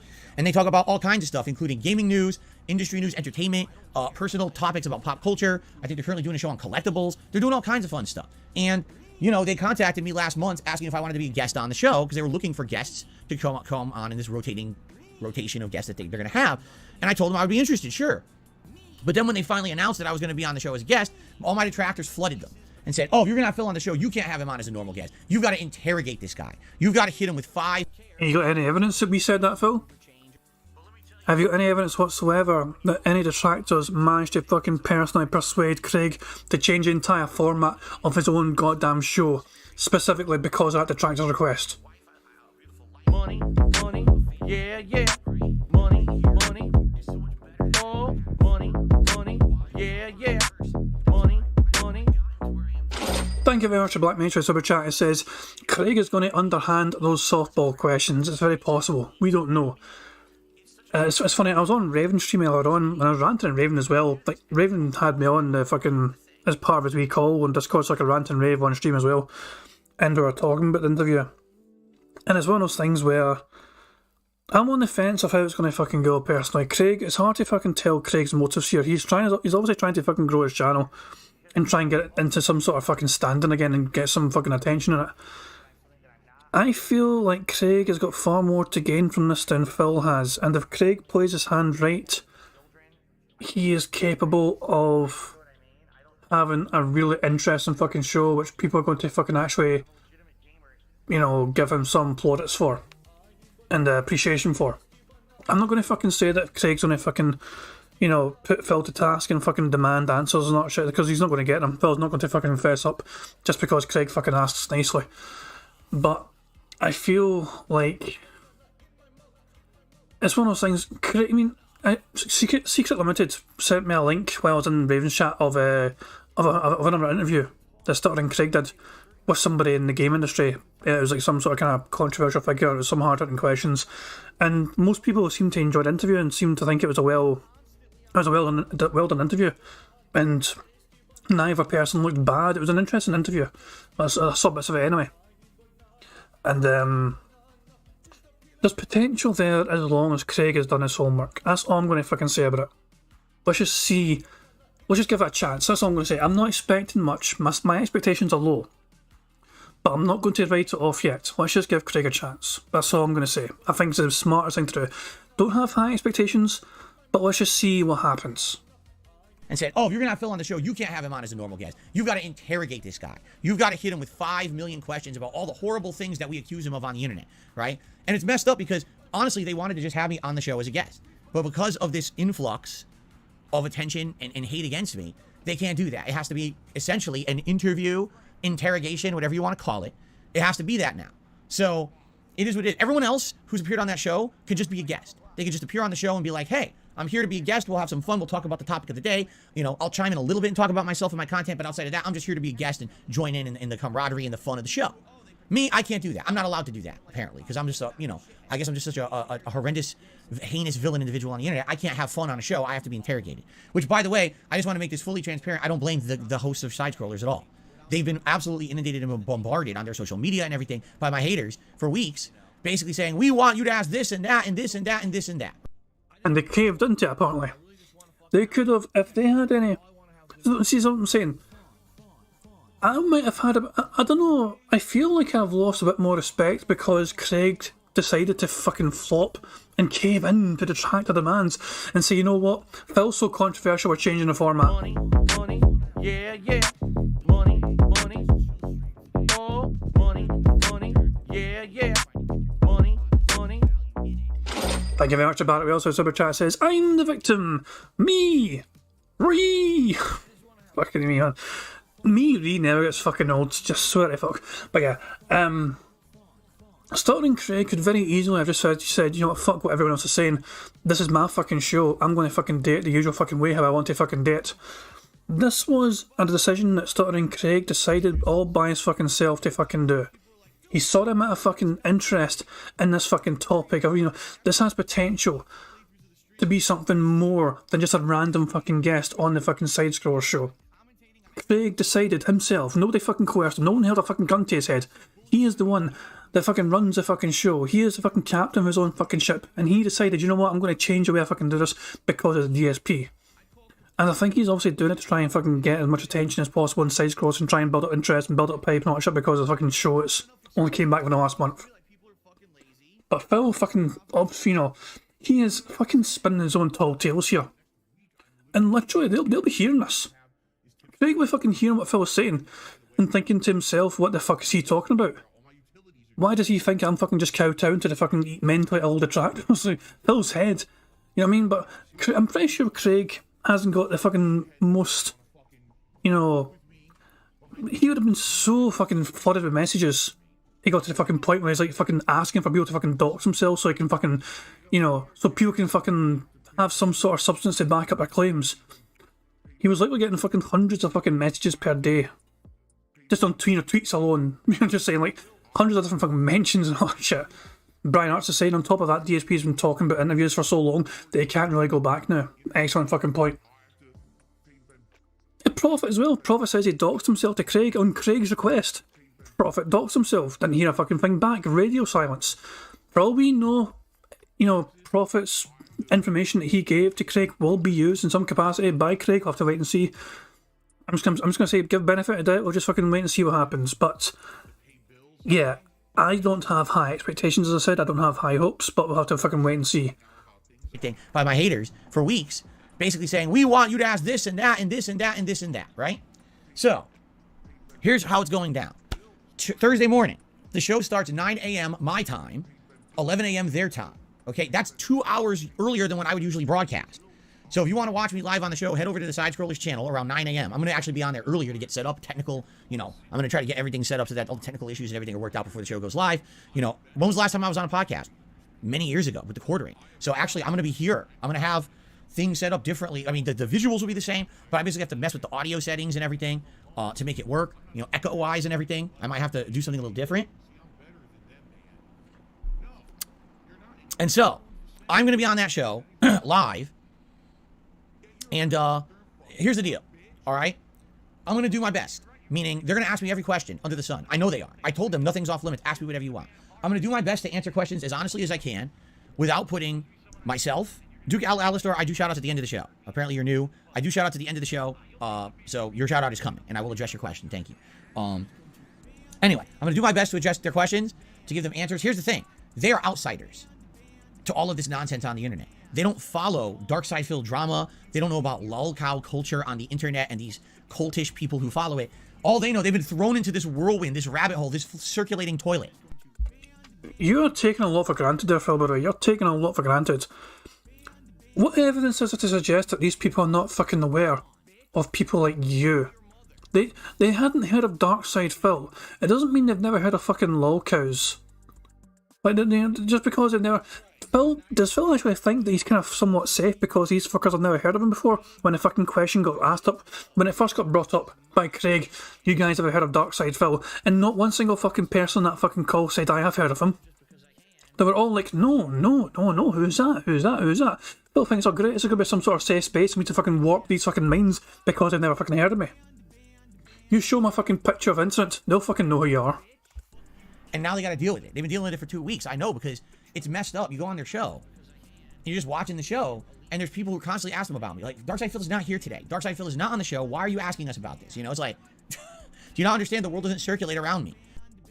This feels like fucking, nah, I'm pressing next out. Raven was shown it earlier on. Money, yeah, money, oh, money, yeah, money. Thank you very much to Black Major Super Chat. It says at bare minimum, Craig saw Secret Limited's video on WWE Champions. That's something at least. That is something at the very fucking least. But even if Craig brings it up, Phil's just going to say it's all fake, and that'll be it.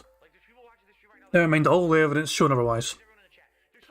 Phil will just go fucking, it's all fake, he's made it up, it's someone else, it's not me, and that'll be the end of that. Phil is not on the show. Why are you asking us about this? It's like, do you not understand the world doesn't circulate around me? I'm a small-time content creator who makes content for a curated audience.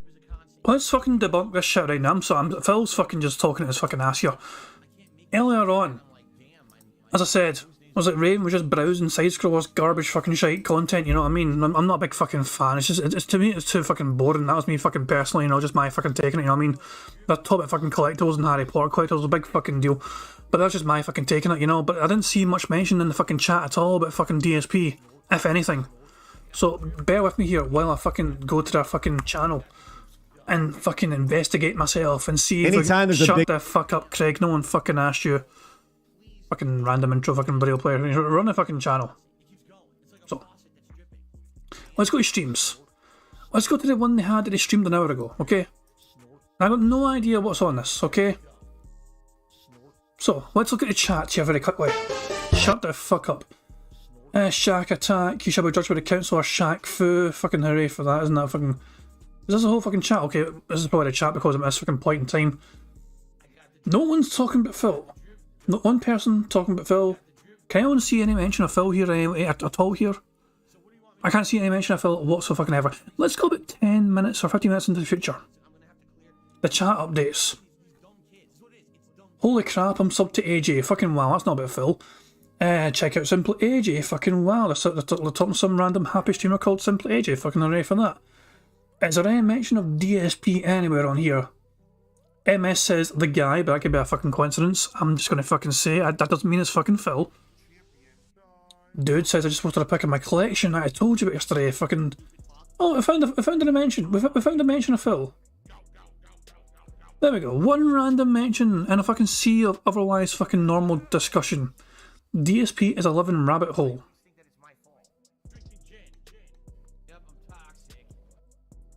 Dick stroking Phil vlogs went on earlier on and just fucking said DSP, baby. Anytime there's fucking mention of DSPs, that's fucking me, man. Okay, let's go in the future by another 15 minutes or so. Anything. MSO, essay, video, fight, literally means side by story, put your back into anime hair, whatever, Shaq Fu. Adam's out of here, Gaiden, there's Metal Gear. No Phil mentions. Phil's fucking acting like every single fucking second of the show has been derailed by fucking DSP nonsense. No, that's not fucking that at all. Not one fucking bit. Another 15 minutes in the future. Still, no DSP, excuses, blah blah blah, writing cursive, blah blah blah blah, new classic, had to sell those.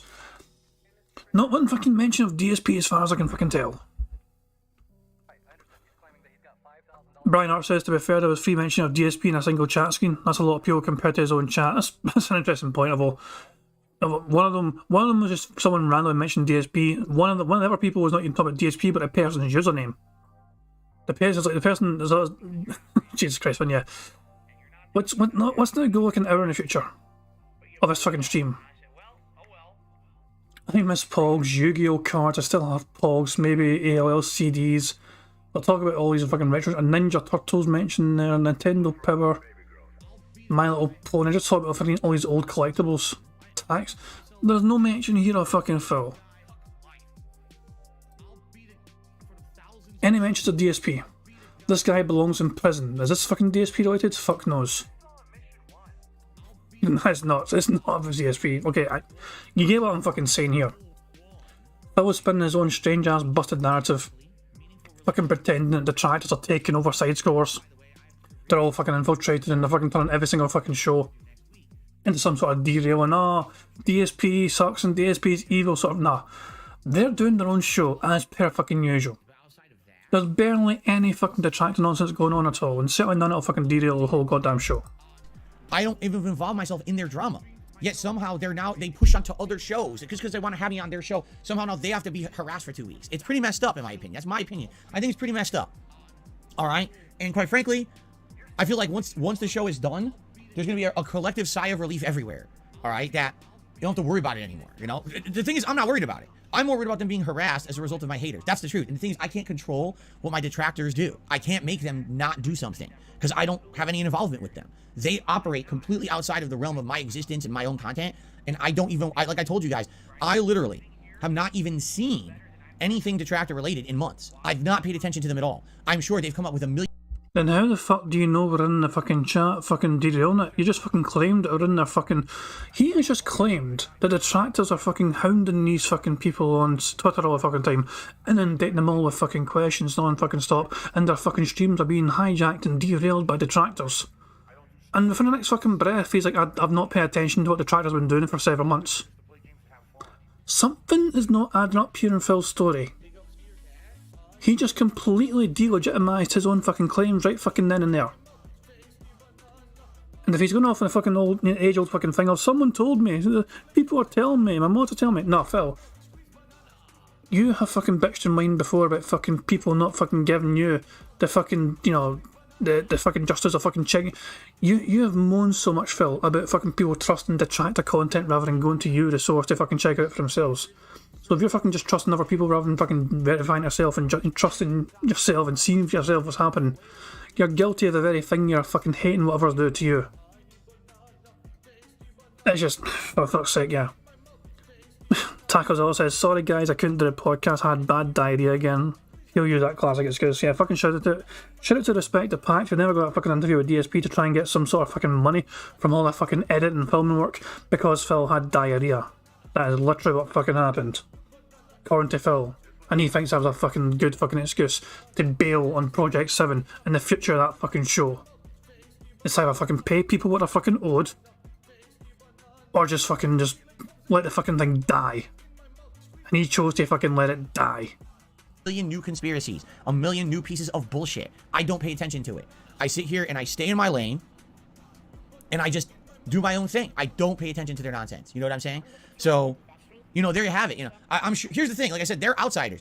They're coming into this basically being bombarded for 2 weeks with all this nonsense. They're going to be, from a very objective standpoint, wanting to just know what the hell is going on, right? Like, how do I respond to most of these things? I say it's nonsense. They don't know that. All they hear are accusations. They don't know that most of it is nonsense. They haven't heard my responses, right? You know, they're going to hear my responses, and it's going to essentially be things you guys have heard already. Phil, what are you going to do if they've looked at our side of things and they've heard our side of the story, and then they listen to your side of the story, and they think our side of the story is more credible? It's an interesting what-if question, and we might get answers to that on Thursday, who fucking knows, but we have fucking thrown so much goddamn information, facts, tidbits of information, all this crap. Who knows if it's going to be fucking digested properly by, you know, Craig and this fucking Denhead crew or whatever. We'll fucking wait and see. I don't know. As I said, I don't have high expectations, but we'll fucking see. Because most of the things that I've been accused of, I've directly responded to here on my own stream and told you the very logical answers to them. Phil, you've provided zero fucking evidence. Also, your fucking answers aren't that fucking logical. Phil's idea of a fucking logical answer is that he had fucking $9,000 in his fucking bank account 3 days before payday from YouTube, and yet at the same fucking time that he had $9,000 in his fucking account, he was still asking and begging for money on his fucking streams every single fucking day. That's his idea of a fucking logical answer. What sort of fucking person wants to fucking break into Phil Burnell's account and try and fucking, you know, steal his fucking identity when he has fucking bankruptcy? He has no fucking credit, for fuck's sake. He's got a fucking terrible credit score. The guy had a fucking Chapter 7 goddamn bankruptcy and he's fucking claiming people getting into his fucking account trying to steal his fucking identity. No, people go into his fucking account to get information. Information was a real fucking goal there. Information is fucking power, and that information has crippled Phil's fucking excuses. That information has fucking revealed where all the fucking money goes over the fucking years. That information fucking revealed that's how he fucking made up $5,000 a month in business fucking expenses, because it's probably all that fucking microtransactional data being fucking labelled as fucking business expenses when it's actual fucking personal hobby. But the detractors don't care about that. To them, logical answers aren't good. They want nonsensical answers because they think that makes me look bad, or they want me to not answer, so that way they say, oh, you see, he has no defense because he'll incriminate himself, and therefore that means it's all true. You see what I'm saying? There is no fucking defense here, Phil, for a lot of these fucking claims, because you either have to fucking admit it's fucking true or fabricate your own fucking fake evidence to try and counter the fucking detractors. But the fact of the matter is, Phil, you're not that fucking creative. You can't fucking do that. What are you going to do, ask a fucking fan to fabricate evidence for you? They're hoping that this will be an interview that's going to go horribly for me, okay? I have absolutely no fear of this interview at all. Zero. Because there's nothing I can say or do that will incriminate me to anything, because I've done... Damn it, I missed a thumbnail opportunity. Barrett also saying that's a thumbnail. Him fucking folding his arms looking all fucking huffy. See what I'm saying? They're hoping that this will be an interview that's going to go horribly for me, okay?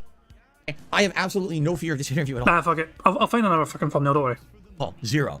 Because there's nothing I can say or do that will incriminate me to anything, because I've done nothing wrong in regards to the things that they accuse me of. Have I made mistakes over the years? Of course I have. I've told you guys in the last few months, I feel terrible about, you know, kind of overly asking for things on my streams, the way that I go about just last week or 2 weeks ago, right? Where I was saying, hey guys, I really need help if you could tip me right now. And people were like, oh, it really rubs us the wrong way when you're asking for a specific kind of contribution. I hear you. I understand that. And you know what? You're right. But at the same time, I mean, that's my living. And if things are slow and bad for a certain week for various reasons, and I need to tell you, hey, please help me if you can. You know, what if I don't? And now I can't make ends meet. It sucks. It's kind of like it's between a rock and a hard place.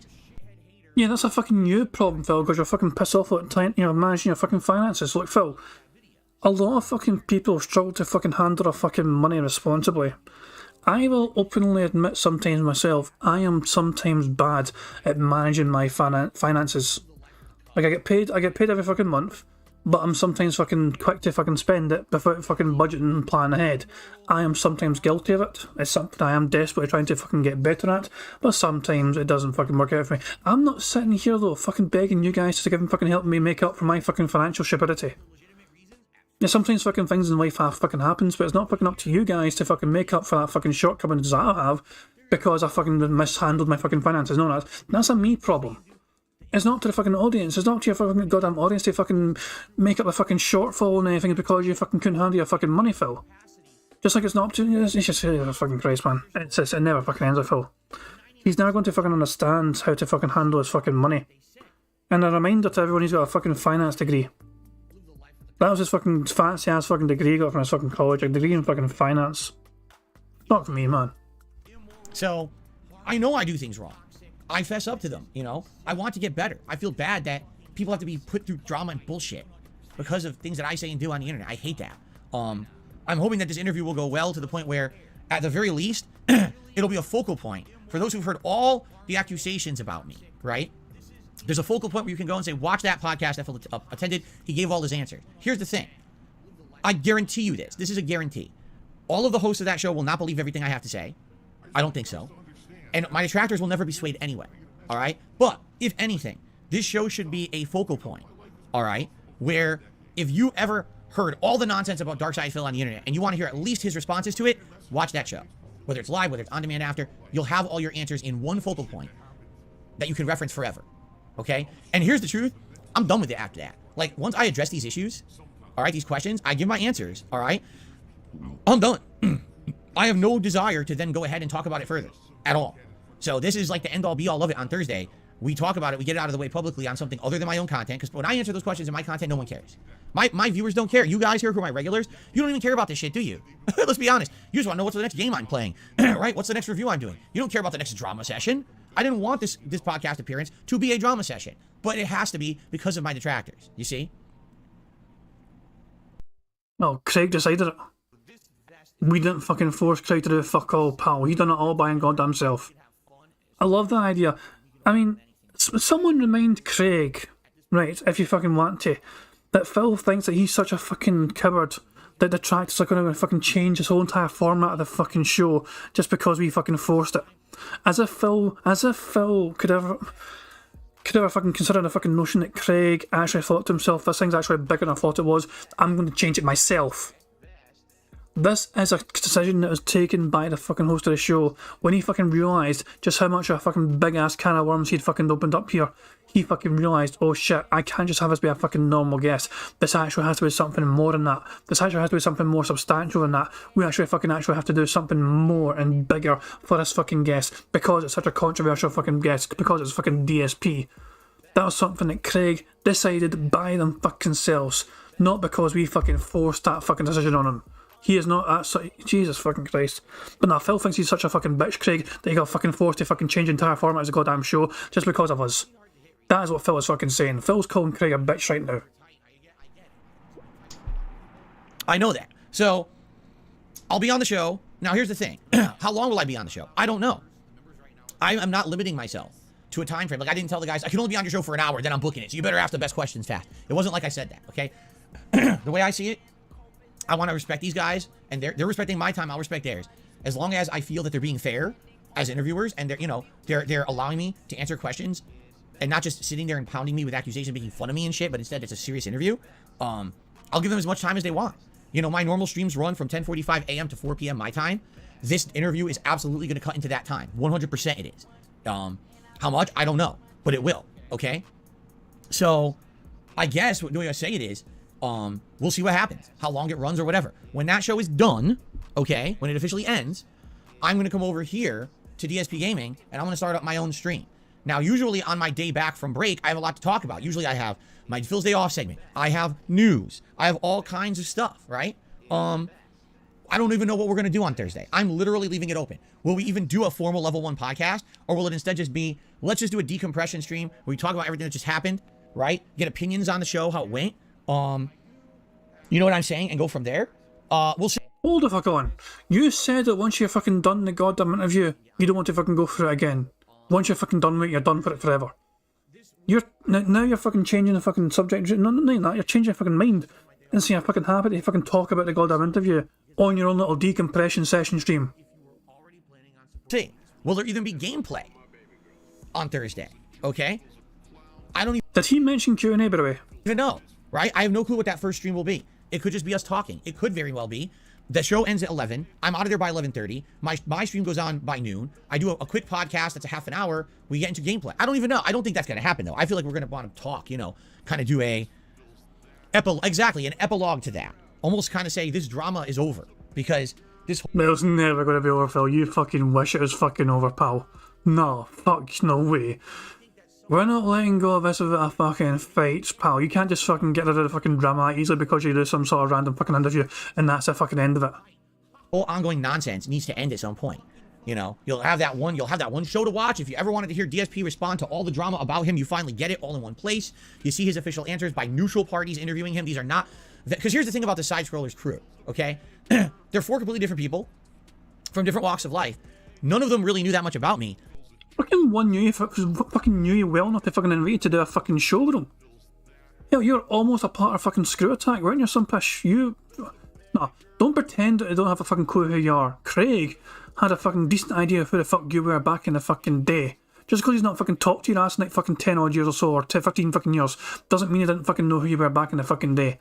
He is more likely to be more favourable towards you compared to any of fucking us.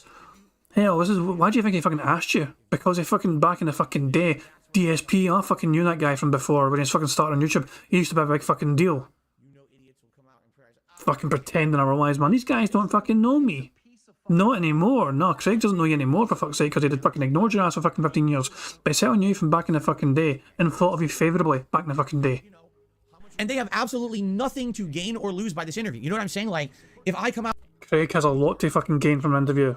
There's also risk, of course, there's fucking risk for him because he's trying to fucking grow the channel. He's trying to get a lot of fucking attention in the channel. And if he softballs the fuck out of this fucking thing, then yes, that's going to reflect poorly on him. He needs to fucking make sure himself, for the sake of his channel as well, that he does a decent job. And what do I mean by that? I don't fucking mean he has to fucking hold Phil's ass to fucking fire and just fucking roast the crap out of him and ask him everything and try and demand answers and all shit. No. As long as Craig knows he's done his research, as long as Craig's done his fucking research, okay, and asks good questions and tries his best to get some sort of fucking answer from Phil for some things, I'm not expecting Phil to fucking cave in and say anything new. If Craig is able to actually fucking show he's actually done his due diligence and done some research into this and done his absolute best to cover all the fucking bases, that is all I'm hoping for personally. That's what that's the bare minimum of what I'm hoping for Craig.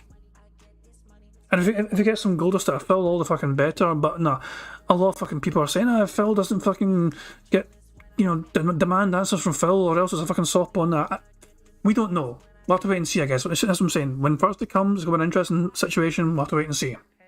Out with this interview looking like the worst, most heinous villain on the internet, it doesn't help them. If that come out of this interview looking squeaky clean, it doesn't help them. You know what I'm saying? Like, they kind of stumbled upon this not realizing what exactly was going to happen when they announced that I was going to be a guest on the show. So to them, I mean, this is like the ultimate neutral. You know what I'm saying? Like, I don't know how you could have a more neutral party when they didn't even know anything about me. Now, for 2 weeks, they've been absolutely inundated and bombarded by my detractors. On Thursday, they get to talk to me. And they get to see everything responded to. Very logically and matter-of-factly, to the best of my ability. So, and then everyone judges for themselves. And you know what? At the end of the day, maybe some of them will absolutely hate my guts by the end of the show. And maybe some of them will actually like me. And maybe somewhere, probably more realistically, it'll be somewhere in between. All right? And that's that. And then after that, we'll come on my stream. We'll have a decompression session between you guys and me. We'll see how that goes. And that's that. So will there be gameplay on that stream on Thursday? I have no clue. When is the stream starting on Thursday? I have no clue. What I can tell you is Thursday night, we're doing a normal stream. It's going to be Like a Dragon Ishin on the late stream, 6:45 p.m. Pacific time. Friday, it's either going to be Hogwarts Legacy or it's going to be Wolong, because it depends. Did I play gameplay on Thursday? If I did, and I played some Hogwarts, then it's probably Wolong on Friday. All right? But I guess, you know what I mean? Like, I don't know. I guess we're going to see. But my intentions for this week are to balance Hogwarts and Wolong and beat Hogwarts this week, hopefully. Okay? And then the night streams, Like a Dragon Ishin and Oblivion. And of course, Saturday is my React day, where we do DSP versus the internet, where I do my React content on Saturday, you know. That's my intention is to have a perfectly normal week after the interview is done. All right? So we'll see how it goes. Now, here's the thing. I want to say this publicly. You guys are free to attend if you want. You don't have to attend if you want. It's your call. because everything that I say and do is literally lied about and spun. So Fuck side scrollers. Imagine Phil, like, you know what? Come if you fucking want to, but you're not going to hear anything. This is what I'm saying. I'd be so fucking annoyed if I was fucking Craig. This is like, we're trying to get guests on a fucking show to try and fucking build up a channel because we fucking just came back a month ago. We're trying to build up hype for the channel. Phil's one of the most high profile fucking guests, and he's fucking telling us then head audience, hey, you don't need to fucking come because you're not going to hear anything new from me. I've said it all fucking before. It's just that. I would be so annoyed if I was Craig right now, because Phil was fucking being so disrespectful towards the side scroller show, and to Craig in general for fucking insinuating that Craig was forced to fucking change the entire fucking show and the fucking format of the show based on detractors rather than him deciding all by himself, you know what, this is a big fucking deal, I'm going to fucking make it into something different. This is fuck me, man, Jesus Christ. Phil has no goddamn respect at all for anyone else other than himself. So yesterday, I announced that I was going to be on this show on Thursday, correct? On this very podcast. My detractors went over to the Side Scroller show and left comments on their show. Did you know that Darkside Phil literally just told his audience not to attend your stream on Thursday? Yeah, that's kind of what you're fucking insinuating, Phil. You're trying to... You're not... You do not understand the concept of trying to fucking help our channel out here. I have given shout-outs to our detractors before. Some detractor channels are smaller than mine, and so I'll fucking look in their content sometimes and go, hey, this is actually a decent wee channel. I'm going to shout this channel out on, you know, and try and promote it. And I don't fucking say to you guys, you know what, guys, by the way, you know, there's like, you know, check these fuckers out if you want to, but it's nothing you've fucking not seen before. I'm not going to fucking tell that. No, I'm going to try and hype them up. I'm going to say, look, I found this entertaining, I found this informative, I think it's a good wee thing to fucking watch and enjoy. You guys might enjoy it too. I'm not going to fucking try and dismiss reasons why you don't fucking have to go to someone else if I'm trying to fucking promote the goddamn thing. That's kind of counteractive, don't you think? I talked about it on my show. Why would I tell you guys about it if I didn't want you to go watch it? I'm not kidding. That was the most upvoted comment on their video from yesterday. What? Do you see what I mean? Like this. Well, you're literally telling your audience, you know, you don't fucking have to check it out because you won't hear anything new. That's not a fucking positive fucking way to hype up this fucking show. Also, is that a potential thumbnail there? Not kidding. That was the most upvoted comment on their video from yesterday. This fucking strange ass fucking face here. Jesus Christ. Why? Why is it so funny?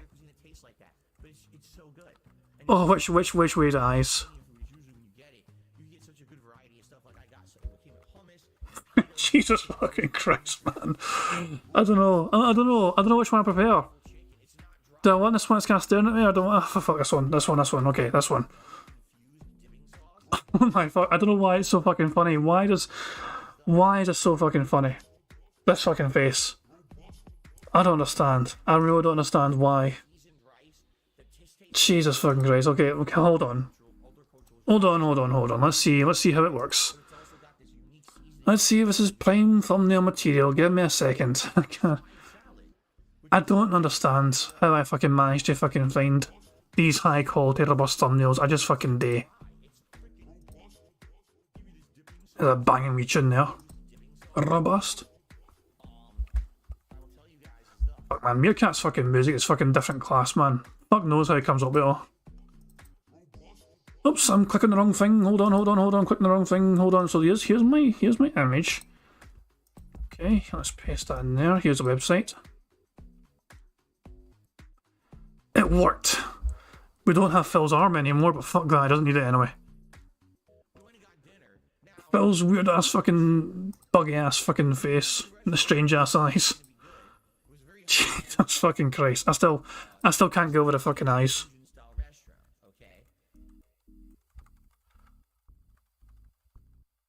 Was this a strange ass fucking face? Like this, why? So why does he do this? Hold on, one more time. I want you to go watch it. I'm not kidding. That was the most upvoted comment on their video from yesterday. What? What's that face for? Okay, I don't know. It confuses me. It confuses me greatly, but I still find it fucking funny. Oh, 2 seconds. What's this? Sorry, but just change something. So yeah, here we go. I'm going to go 1.5 speed because Phil is annoying me despite all the fucking funny faces. Do you see what I mean? Like, this is every day. Every day, it's just complete lies. And I'm supposed to just put up with it, right? Why do you think people don't like me? This is literally what's said every single day about me. Complete lie. Phil doesn't want anyone watching that interview. He's afraid if his fans watch the interview, they're going to hate him. So that's why he said on his show today, don't watch the interview. That is not what I said, by the way. Phil, this is what I'm saying. Phil's fucking putting words into our mouths now. No. So here, Phil, you're trying to build up promotion and hype for this fucking new resurrected channel. Side Scrolls has come back. It used to be a thing back in the fucking day. It's been back a fucking month and they're trying to fucking build up as best as they fucking can. You are a fucking guest on their fucking show and you're a high profile guest, one that they're fucking doing a lot of fucking different things for, and the least you could fucking do is to your own goddamn audience fucking tell them about it, and not just tell them about it, which you fucking are, hype it up. If you're sitting on your fucking show, Phil, telling them you're not going to hear anything new from me, don't expect to hear anything new. So you can come if you want, but you're not going to hear me fucking say anything different than I've said here already. That is not building up hype. That is not building up interest in having them come along to the fucking show and fucking checking out an interview. You're not fucking selling the fucking show to your audience because it's like you're fucking trying to... You're not outright fucking telling them to fucking stay away, but it certainly comes across as you fucking telling them don't bother fucking coming because you fucking heard it all before. For fuck's sake. He is terrible at promoting others, he really fucking is. He's god awful at it. But again, what did I really say? I said I'm on the show. My answers on the show will likely be answers you've already heard if you watch my content. So feel free to tune in, but you're probably not going to hear anything you haven't heard before. After the show, I'm going to come back on the stream here and we're going to do decompression. How you turn that into don't watch the appearance, I have no idea, except this is what they do in every single situation. They take... It comes across that way though, Phil. It's coming across as you being fucking negative from your own audience's perspective. It's like you're fucking telling them you don't fucking have to come because you're not going to hear anything new. That is not how you fucking promote another channel that's having you on their fucking platform to talk to you. You're on your own channel telling your audience, by the way guys, you're not going to hear anything new, so don't expect to hear anything new because you've heard it all before. That is not how to fucking sell this to us. How are you going to... Jesus Christ, nah. Let's just let Phil spew the lies, fuck it. What I say and they twist it to something it's definitely not to serve their own purposes. So DSP saying, hey, I'm on a podcast Thursday, check it out, and then come here to decompress, but it's probably not going to be anything new you never heard, equates to don't go watch the podcast because it's going to expose him completely and he doesn't want you to see it. You see? So what do you think the side scroller guys think, right? When they see stuff like that, and they're probably like, wow. You know, do they know what actually was said on my own show? Probably not. So now they probably think I told my viewers not to watch the show. You know, it's ridiculous. So far on this show, you have not only fucking hinted to your own fucking audience that it's not probably worth their fucking time to go to the fucking interview and check out because it's nothing they're going to fucking hear before, you know, nothing new will come from it. Everything you fucking you claim to fucking prepare to say on this interview apparently is things you've already fucking said in your own content before. So you're fucking actively fucking telling your audience, don't expect to hear anything you've not heard before from me, Ree. Not only have you said that on this fucking podcast, you've also alluded to fucking Craig being a bitch by having detractors fucking force him to change the entire fucking concept and format of his show, even though it's a decision he took on himself once he saw how much fucking interest there was in you as a guest. You insinuated Craig was a fucking bitch, and you fucking implied to your fucking audience they may as well not fucking come because there's nothing new to fucking learn from Phil's mouth. These are the things which I think are irrefutable. Phil is not outright... So Phil has not outright called Craig a bitch, and Phil has not outright said to fucking stay away from the fucking show, but he's implying these fucking things with his fucking language. Anyway, so that's the deal. Thursday is the interview. All right, we'll get it out of the way. I don't want to put it like that either. Listen, here's the thing. This whole thing was very fun and exciting to me for a while. It was. And then my detractors got involved, and they, just like everything else in my life, they get involved, they interject themselves into a situation that they shouldn't be involved in, and now the fun's gone for me, right? The whole idea of me appearing on Side Scrollers was supposed to be, hey, Phil is going to be a special guest on a podcast. They're going to have topics to talk about. He's going to chime in on the topics, right? It's going to be a fun panel-style show, just like everyone else. If you just watch the show, you watch their whole month of shows they put out now, that's exactly what it is. Any guest is not hyper-focused on and interviewed and grilled. It's just, hey, they're a guest on the show. Yeah, they talk a little bit about themselves and their content, but they very much are just someone who gets to chime in and be a fun part. But I don't get to do that. You know what I'm saying? I can't handle it anymore. Fuck this, man. Hold on. Hold the fuck on. Hold the fuck on. Twitter.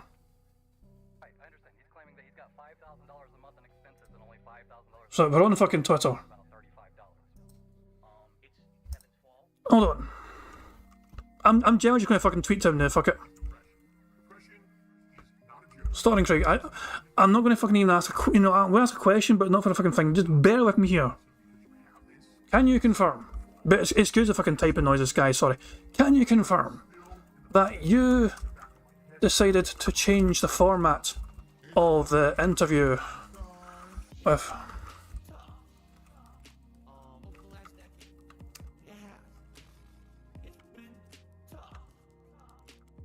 Hold on.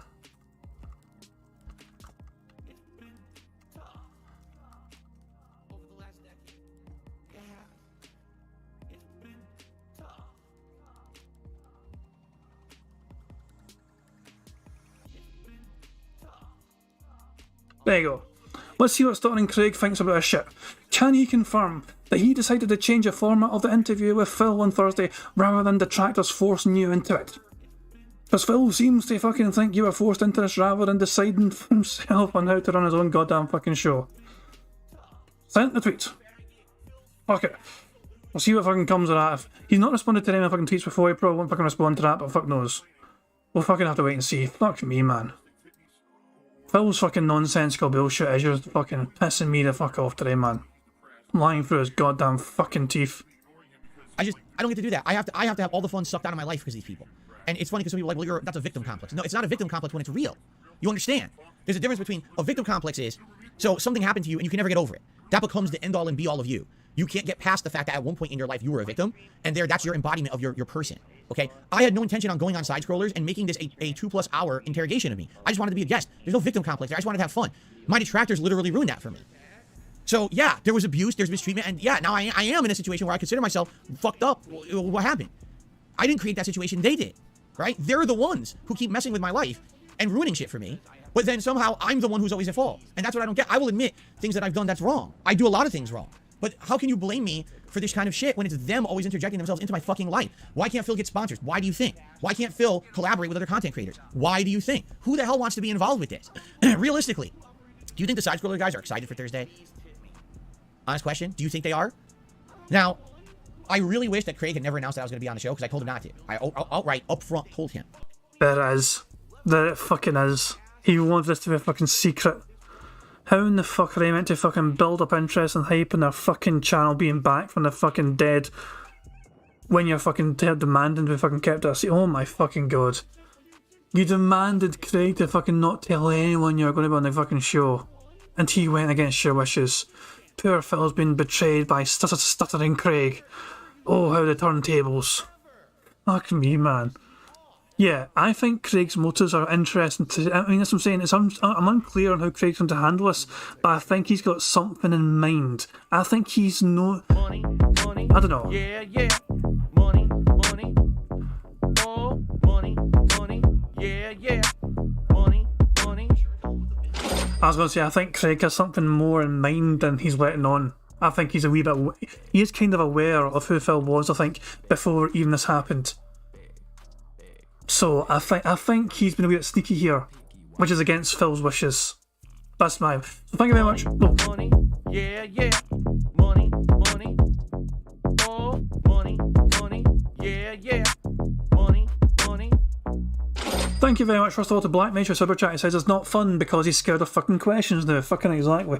He's scared of being asked difficult questions and him being forced to fucking give difficult answers, which make no fucking sense whatsoever fucking ever. His only fucking reliable fucking source of fucking evidence is trust me, brah. And thank you very much to Brad Burning for a Super Chat as well. Says this is the worst promotion for anything ever. Yeah, it's terrible. Like, he's not doing a fucking good job of selling. So he's playing Wo Long today. And he fucking goes on about him hating the fucking game. Absolutely. He fucking hates the goddamn gameplay. He hates the fucking draw distance apparently. He hates everything about this fucking game. And he's fucking threatening to rage quit it. So he's not selling the game in that fucking regard. He's basically forcing his audience to fucking, hey, make sure you fucking pay me to keep playing this fucking game or I'm dropping like a fucking bad habit. And then when he's fucking he's talking about him appearing on someone else's fucking show, someone else's fucking channel for an interview. He's not really doing great at fucking promoting that either. He's like fucking saying, hey, don't expect anything new from me. You've heard it all before, so don't get too fucking excited now, lads. You calm the fuck down, dentheads. Don't expect me to fucking drop any revelations here. It's going to be the same old shit you've heard a fucking 1,000 times before, you dumb moronic audience members of mine. So you can go along if you want. This is when I'll be on, but don't expect anything interesting to fucking be said by me. That is how he's promoting this fucking show from Side Scores. The same old shit show. Side scroller special. Shout out to alliteration now. Do you think the side scroller guys are excited for Thursday? Honest question. Do you think they are? Now, I really wish that Craig had never announced that I was going to be on the show because I told him not to. I outright, up front, told him. I have a group of haters that follow me around. And just to forewarn you guys, if you have me on the show and you announce it early, this will happen. And I think they didn't understand. So I don't blame them because most people do not get exposed to this level of vitriol and hate and cultish negative following on the internet. They didn't even... I think Craig knew exactly what he was fucking doing.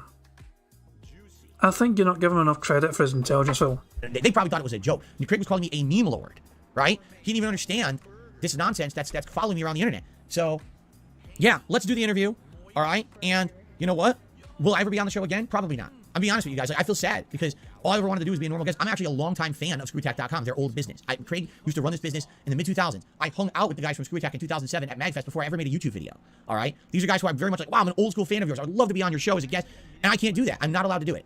And it is a downer for me because after Thursday's interview, I feel like so much hate has been thrown towards these guys simply for having me on the show that I don't think I'm ever going to get invited back. I could be wrong, all right? But certainly I don't think I'm ever going to have the opportunity to be a normal guest on the show like others. And I don't think that's fair, but I don't blame them. And I don't, again, maybe I'm wrong. I could be completely wrong. But I feel like this is going to be a one and done. Thank God it's over. Everyone breathe a sigh of relief. We can go back to our normal lives now. Get the fuck out of here, Darkside Phil, so we don't have to deal with this shit ever again. You know? Fucked up. But tell me that I'm a peripheral victim, right? And it's me just bitching. No. You created it. I didn't do it. You did. I just wanted to appear on the show and be a normal dude. You wouldn't let me do that because you're a bunch of scumbags, right? So that's what happens. Anyway, I'm done talking about it now. So, you know, I'm not here tomorrow. And then check out the podcast. Please do check out the podcast Thursday morning. All right. And someone had said they're going to have an open chat and everything. I'm sure they are. Money, money, oh, money, money, yeah, money, money. Thank you very much to Black Mantra Super Chat. It says Craig knew that meant that. So Craig knew that meant there's a build. Hold on, I'm trying to get your fucking message without fucking butchering it. Hold on. So Black Mantra says Craig knew that meant there's a built-in fan base to tap into if Piggy came onto his show. Okay, there you go. I fucking said it correctly this time. Fucking ready for that.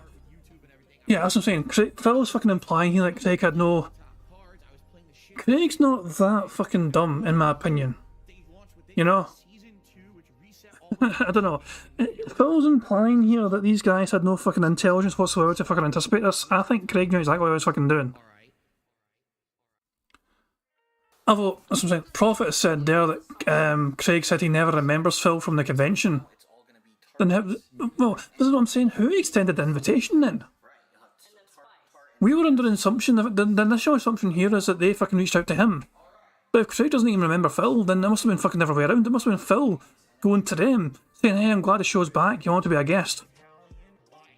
I can only imagine that was the case, and if not one of them genuinely remember who Phil was, especially Craig, who actually has history of Phil, then it must have been Phil reaching out to them, fucking suggesting to them, hey, I can be a guest in future if you want me on. I'm DSP, I used to be at this fucking convention we had back in the fucking day. I was almost a member of Screw Attack. Bad Luck says he's self-pitied himself for how long now, but not a victim. Sure, Phil. Excellent fucking point as well. And yeah, a lot of you guys, like Prophet's sure as well that fucking Phil contacted him. To me, it makes fucking sense, and if not one of them fucking remembered who Phil was at all, if they genuinely fucking forgot, especially Craig, if he can fucking play forgot who Phil was, then who the fuck reached out to Phil in the first place to fucking invite him on? Only plausible explanation is, he reached out to them. But can you imagine the amount of detractors that are going to be in that chat? I wouldn't be shocked if they have to take strong moderation actions in that chat. You know, I've already forewarned them about doxing and all kinds of shit. So you got to hope that, you know, they do the best that they can, and that it ends up being, you know, it ends up being something that's not a shit show, right? And, you know, it's not their fault if it is. I've been there. Trust me, I've been to the shit show. All these people flooding your chat is uncontrollable. Oh my God, right? So, anyway, there you go. Thursday morning, Side Scrollers podcast appearance.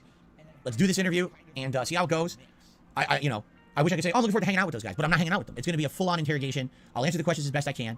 Again, I have no feelings of you know, no bad feelings towards the Side Scrollers cast that it has to be like this. It's not their fault. It's not. The fault lies very much along this hate group that will not leave me alone.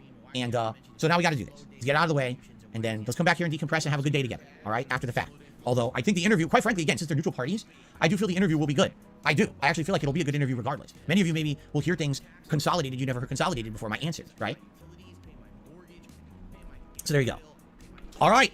That's it, guys. So that's the schedule for next week as well. Like I said, you know, let's hope for the best and let's just have a normal week afterward. All right. We got a lot of exciting things also coming up this month. The fuck? fuck was that? Was that some sort of strange fucking Y pose into prayer hands?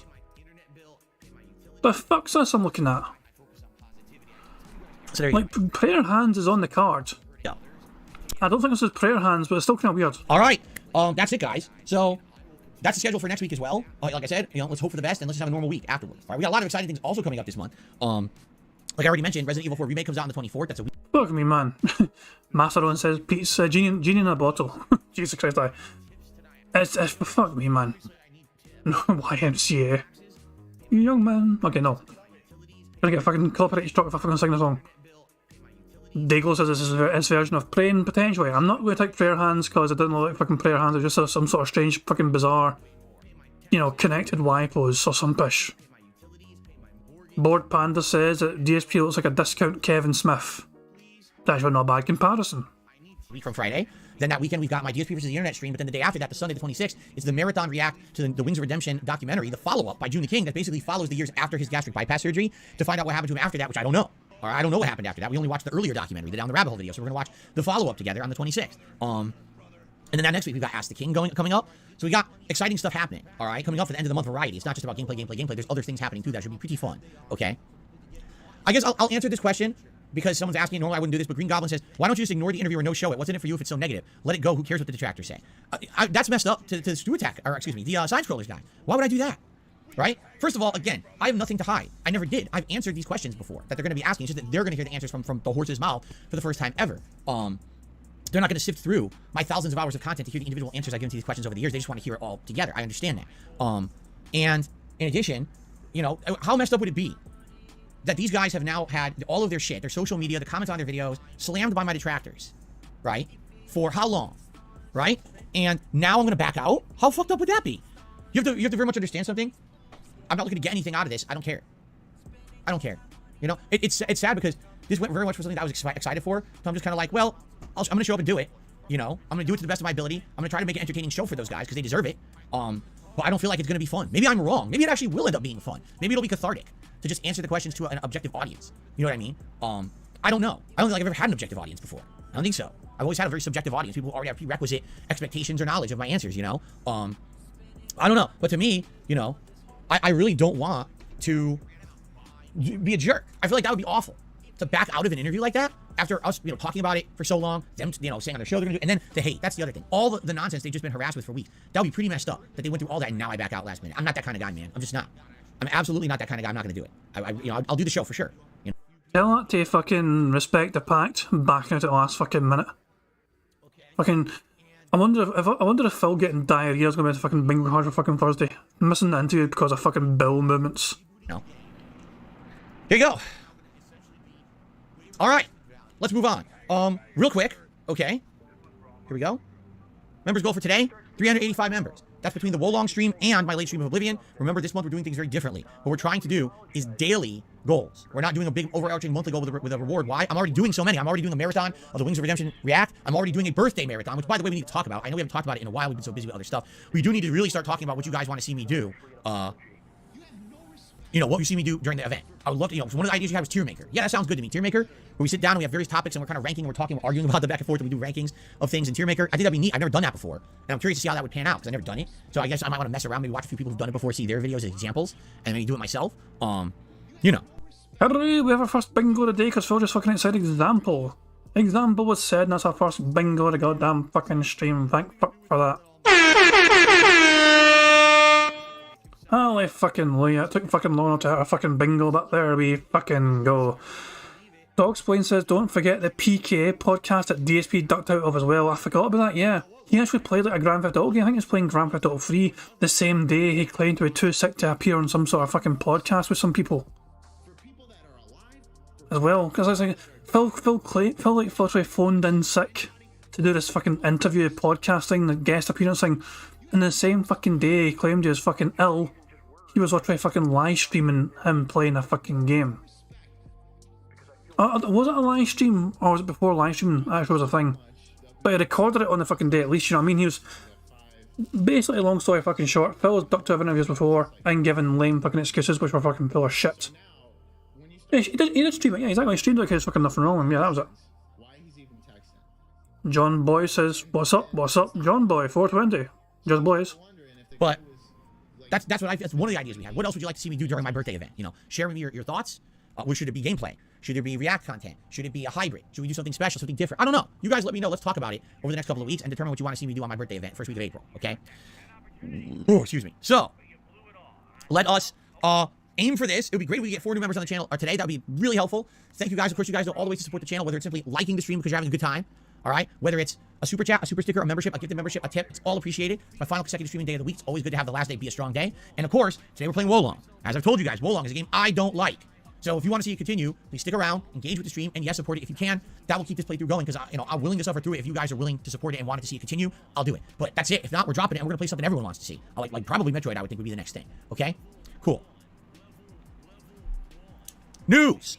We actually have several news stories to cover today, if you can believe it. Okay. Let's see here. Where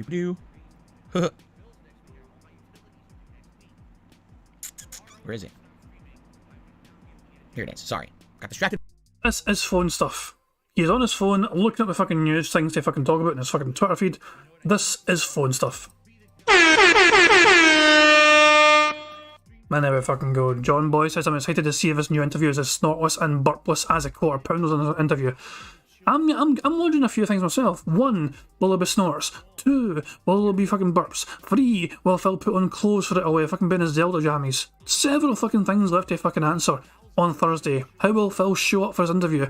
Will he be his normal fucking self, or will it be a completely different side of DSP we've never fucking seen before because he's actually fucking making an effort for the fucking side scrollers, guys? I guess we'll have to fucking wait until Thursday to find out. By an email. Okay, so first of all, how many of us like the Hitman series of games? I do. I like Hitman. I became more of a fan around the Hitman Absolution time frame, and then when that new Hitman trilogy came out, a few years ago, I actually really enjoyed it. Although the first game was episodic, I didn't like that. When they actually had the game start releasing its full releases with everything together, I like that a lot more. Hitman's good. Bad news. Ah, shit. Hitman franchise is currently on hiatus because the game developer IO Interactive is working on a new James Bond game, which is interesting because when you think about Hitman, you're like, okay, someone who's kind of a spy, someone who's kind of sneaking around undercover, someone who's fighting people with a silenced handgun, kind of like Bond. There's not really fucking, no, not really, Phil, not really. That's a fucking bit of a stretch, pal. I like the Hitman series as well. I really do like it, you know what I mean? I think it's a great fucking game. And, but no, fucking, one's a hired assassin, and one's a secret agent. While both fucking jobs may involve killing people in some capacity, they're both got very different fucking ambitions and roles. Yeah, politically says it best. Not at all. There's no character. There's no real character to Hitman. I guess that's Agent 47 is a bit of a character. You know what I mean? Like there is some sort of interesting story there, kind of, with Hitman 47. James Bond is a character. Yeah, exactly. He's a more fleshed out character. He's got so much more of a fucking backstory and all that shit. You know what I mean? There's been so many different 007s down the fucking years. You know what I mean? And it's a more fleshed out character for sure. Hitman 47. There is an interesting sort of fucking story there in a capacity, but it's kind of limited. Personality is limited, yeah, that's a fucking point, yeah, but he's like a clone, is he a clone? Isn't Agent 47 technically a clone? Or some sort of kind of manufactured product, essentially, to fucking do people's bidding. Money, money, yeah, yeah. Money, money, oh, money, money, yeah, yeah. Money, money. Thank you very much to Barrett Wells for Super Chat. He says, Phil sees Hitman and spies as the same thing as a killer. Therefore, Phil is a spy / Hitman because he killed T. Jesus fucking Christ, what are you making me fucking say? You're gonna make Phil cry. Spy, someone who's kind of sneaking around undercover, someone who's fighting people with a silenced handgun, kind of like Bond. I mean, yeah, actually, it's kind of the same when you think about it. What they're going to do is they're going to take that formula and kind of adjust it to be more of a James Bond style. So what I would think is, it's going to probably have stealth elements like Hitman, but also it'll probably have big set pieces. You know how every Bond movie has a fucking car chase, giant explosions. Like, it'll probably have all that, okay? That sounds pretty good to me. I don't think we've had a good James Bond game in how long. So I would actually be excited for that. I like IO Interactive as a game developer. So in my opinion, this is good and bad news. It's good news because if you like Bond and you want to see, something like that with the big action, but also stealth elements and spy elements together, this, great. But for a lot of us who like Hitman, like, oh shit, that means no more Hitman, it was a little disappointing. It's kind of shelved for now, all right? But I guess that's life. When's the last fucking time you played Hitman anyway, Phil? You've not played that shit in fucking years. You don't give a shit about the fucking game. You can claim you fucking like it, but when's the last time you actually fucking played the goddamn thing? It's not been on your goddamn mind since you actually last fucking played it. That game's been far beyond your fucking mind and memories or fucking ambitions to fucking play and go back to. Don't pretend you fucking like the fucking thing when you've not even thought about it for a fucking second since last playing it. Let's talk a little bit about The Last of Us the Last of Us TV series and the series in general. Naughty Dog has announced absolutely positively the next game that they're coming out with is The Last of Us multiplayer. That will be the next thing Naughty Dog puts out. Now, for those who don't remember, The Last of Us Part 1... No, excuse me, I already misspoke. Hold on. It's very confusing, I know. The Last of Us, the first game, the original, the PS3 game, okay, had multiplayer in it. And the multiplayer was quite good, but it was very unique. It was stealth-based multiplayer, where you would kind of crouch around and make no noise, and you'd use things like the shiv, and other weapons, and ammo was like scarce. So it was more about stealthy fights, hand-to-hand combat. It was a very different kind of third-person multiplayer game than anything I'd played before. I liked it. It kind of caught on to me, and I played it for a bit. I really enjoyed it, okay? So then when The Last of Us 2 was coming out, they announced that multiplayer would be part of it again, and everyone was excited. And then the game came out, and they said, all right, well, here's the deal. We didn't finish the multiplayer. We're working on it, we promise. We want to release the game because we feel that the game has enough content to warrant a full retail release. We're going to release it, but we're going to give you the multiplayer later on when it's done. So everyone's paid $60. Full retail price, under the impression that when they bought The Last of Us 2, eventually they'd also be getting the multiplayer part of it. That it was just coming later. Everyone believed the Naughty Dog. So everyone bought Last of Us 2. Of course, everyone knows the controversy that happened around Last of Us 2. And within a couple months, people had completely forgotten about the multiplayer aspect, as it wasn't even a discussion. Then all of a sudden, you know, it comes like 5-6 months later, people are like, wait a minute. Don't they owe us something? And so they started to call out Naughty Dog and saying, where is the multiplayer? To which Naughty Dog responded, oh, so here's the deal. Let's fess up. We decided we're going to make a whole game out of it instead. So you're not getting it anymore. All right? We're going to make a whole full-fledged gaming experience, a full new game that you'll likely have to buy as its own standalone game, okay? And, you know, we hope that you're just going to accept this. Now, here's the thing. Over the course of all that controversy that happened with The Last of Us 2, Neil Druckmann and Naughty Dog in general essentially created an almost cultish following mentality for The Last of Us franchise. If you like The Last of Us 2, you're a good person. You believe in acceptance. You believe in progress, right? And therefore, you're the good people. If you didn't like The Last of Us 2, you're one of these bigots. You're one of these people who absolutely hates progression. You don't like people who express homosexuality. You don't like strong, more manly style women like Abby. That's the reason you didn't like The Last of Us 2. And therefore, you're a bad person if you didn't get it. You're a hater. You're just part of this hate mob, okay? Now, I wish I was exaggerating, but I'm not. That's literally what happened. There was this big polarizing part of the gaming community. One group that loves The Last of Us 2 and is, oh, feel good, progressive agendas. And one group that's, oh, we criticize the game, but we get treated like dirt, and you call us a bunch of haters. Now, here's the thing. There were a bunch of bigots. There were a bunch of haters. There were a bunch of scumbags. But Neil Druckmann, using his noggin, says, if I take this and I use this as my opportunity to spin it into something it's not, profit. Are you feeling jealous because he stole your idea? So he made this feel-good movement. You like Last of Us 2, you're a good person. You don't like it, you're a bigot. And that very much polarized the community. So when The Last of Us 2 came out, everyone's expecting you're going to get multiplayer, correct? So Heather's saying he can't say you don't like trans people like Abby because he's transphobic. He just says she's a manly woman, which she isn't. Yeah, Phil's not fucking great when it comes to characters like that, clearly. He's fucking remember his stream's a safe space for everyone. Just make sure you keep that information to yourself or Phil will get very confused and ban you. Right? 6 months down the line now, the game's out, the polarization happened, the air is starting to clear, the dust is starting to settle, and all of a sudden Naughty Dog announces, oh, you're not getting the multiplayer that you paid for, we're making our own game. What happens? Last of Us Defense Force is already established. That cultish mentality continues, so that's fine. Naughty Dog is above reproach. They made the best feel-good, amazing, do-gooder game ever. So if you are opposed to them making their own standalone multiplayer, shame on you, you're just one of these haters again. What? But they promised us a whole multiplayer part of the game. They even said at launch, don't worry, it's coming. And then they lied to us, and now they're going to sell it as something separate later. Okay? That's how this game is coming about. This is not an exaggeration. This is a factual retelling of the situation, but people don't want to hear it because they don't want to believe that this thing happened, that when it very much did. I was someone who's like kind of standing outside of it. I'm seeing these groups go at it, and I'm like, geez, I can't believe that this is what it's become. Whatever happened to video games are entertainment, and it's supposed to be, you sit down, you pick up your controller, you just play, you have fun. It's a release for you. Instead, everything's got to be politicized. Everything's got to be polarized. There's an agenda everywhere. I hate that shit. Fucking speak for yourself, Phil. You fucking pick up a game and if it doesn't finish in 40 fucking hours and you're fucking pissed off. When does this game end? When does this fucking game end? I'm waiting for the fucking end of this game. I want to play the next fucking game. I'm tired of this fucking game. This game is too fucking long. Why is this game so fucking long? And so on and so on and so on. Don't be such a fucking bullshit hypocrite, Phil. You're not a fucking gamer. You used to be a fucking gamer, but those days are long fucking gone. I don't want agendas in my video game. And that's, number one, I think the Last of Us series has become the most polarizing, agenda-filled game and now TV series ever created. And I don't like that, okay? Especially because I love the first game so much. So basically, they announced now, oh, so our next full-fledged game will be that multiplayer game. So where's the uproar? Where's the outrage? They owe you this game for free if you bought Last of Us 2. You're supposed to get it. So is it free to play? No, they're not saying that. So, you know, why are people not upset? You literally paid $60 to get this game, and they're saying, no, you have to buy it again. Right? Because God forbid that you criticize it. If you criticize it that way, you're a bigot. You're one of the haters, man. You just don't get it. You're not part of the feel-good cult. You're like, what? No, I'm factually calling them out. They owe us a game. We spent money on Last of Us 2. They owe us it, and they went back on their promise. False advertising, right? But now we're supposed to forget that. And we're supposed to just buy their multiplayer game in a year when it comes out, right? And expect that it's going to be a $70 value, right? If it is free, then that's fine. You know what? Then you know what? The criticism is invalid. Seriously, if the game ends up being free to play with microtransactions and shit in it, then I guess, you know what? There's really no criticism there. But they haven't said that. They haven't said that at all. And since this is basically where they are focused on, this is their main focus. It's not like, oh, this is a derivative project and we have other mainstream things going. They've announced this is their main project right now. This is what they're working on 100%. Do you really expect they're not going to charge for it? Let me give you an example. The Last of Us Part 1.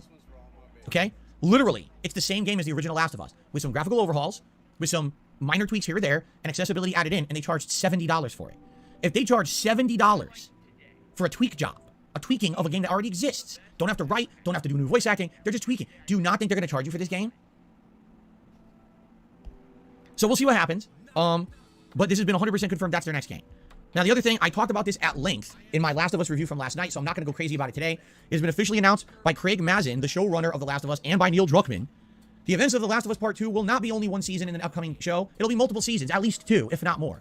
So The Last of Us 1, the best game in the series, the game that everyone admits is one of the best ever made, amazing writing, great gameplay mechanics. They just rushed through that in 9 episodes, 2 of which weren't even the plot of the game. But The Last of Us 2, the polarizing game, that one's going to get multiple seasons. Oh, I see. Gee, do you think there's an agenda there? But if you want my full take on that, go check out my review from last night over on DSP Reacts. I reviewed episode 9 and the whole series, and I talk about that at great length.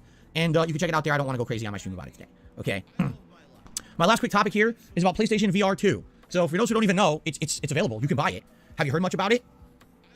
What a shocker, right? It released, and essentially, you know, no one's really talking about it. Not shocking. The games for it, well, a lot of them are just ports of other VR games anyway. The big one, the killer app, is Horizon, the Horizon game. I forget what it's called. It's called The Mountain or something like that. And a lot of people seem to really love that game, okay? But reports are starting to come out now that it's been out for a couple of weeks, that PSVR 2, sadly, is actually having more issues with illness than the VR 1 even did. Now, I'm not shocked. It's higher resolution. It's full 60 frame rate, right? If not higher. Is it 60 or 120? This one might even be 120, right? But a lot of people are saying, yeah, they can't take it. And they've used VR before, but now they're using PSVR 2, and it actually makes them sick. I have someone right here who's a content creator. And I'm just paraphrasing here.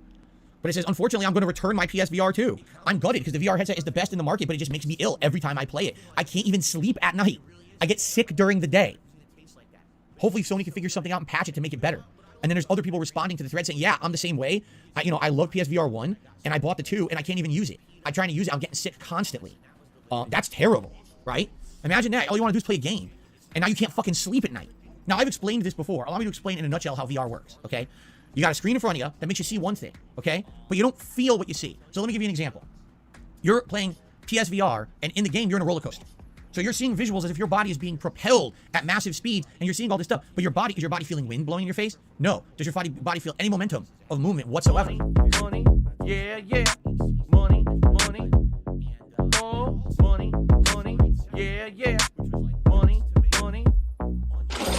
Thank you very much for Black Metro Super Chat. It says extending part 2 of The Last of Us for multiple seasons might fix a lot of the issues the writing had by spending more time on events, to be honest. Yeah, but you gotta keep in mind that Phil's not happy because Neil Druckmann, social agendas, cult-like following, so on reasons. Phil's gonna find a reason to bitch and whine and moan about it anyway, simply because of Neil Druckmann. Anything involving Neil Druckmann equals re and more fucking re from Phil, for fuck's sake. So yeah, it's never gonna fucking change, really. It's never gonna fucking stop him from fucking bitching and whining and fucking moaning. Yeah. I don't understand why Phil has to fucking pig-splain what the fuck VR is. Most fucking people are aware of what fucking VR is. We've all had experience of it, for fuck's sake. This stuff, but is your body feeling wind blowing in your face? No. Does your body feel any momentum of movement whatsoever? No. So here's what happens. The human brain is quite the interesting thing. If your brain is seeing one thing but feeling another, the human brain has a defense response. It says, oh, I don't feel like this is correct. Something's wrong. Why is the human seeing something but not feeling it? Right? Something's going wrong. And it assumes that perhaps you've been poisoned. And so one of the reactions that it actually does, it makes you sick to your stomach. It feels maybe you ate poison, and if you throw up, you'll expel the poison from your body, and now that'll end whatever's making you see the things you're seeing that aren't really there. That's one of the reasons why you actually get sick to your stomach from VR. It's one of the reasons. There's others as well, but that's one of the common reasons. You know, when I was playing PSVR 1, there were some games where it felt fine, and there were other games where I actually legit felt like I just needed to spew after a few minutes. God, it's like you just use words you hear randomly to try and sound smarter. You know? There you go. Lady Christmas says, I can spend up to 8 hours in my Index headset. I tried PSVR 2. It made me sick in 39 minutes. So, ladies and gentlemen, all right, here's the deal. Can we, at least on my show here, can we come to some kind of a consensus? VR is a nice idea.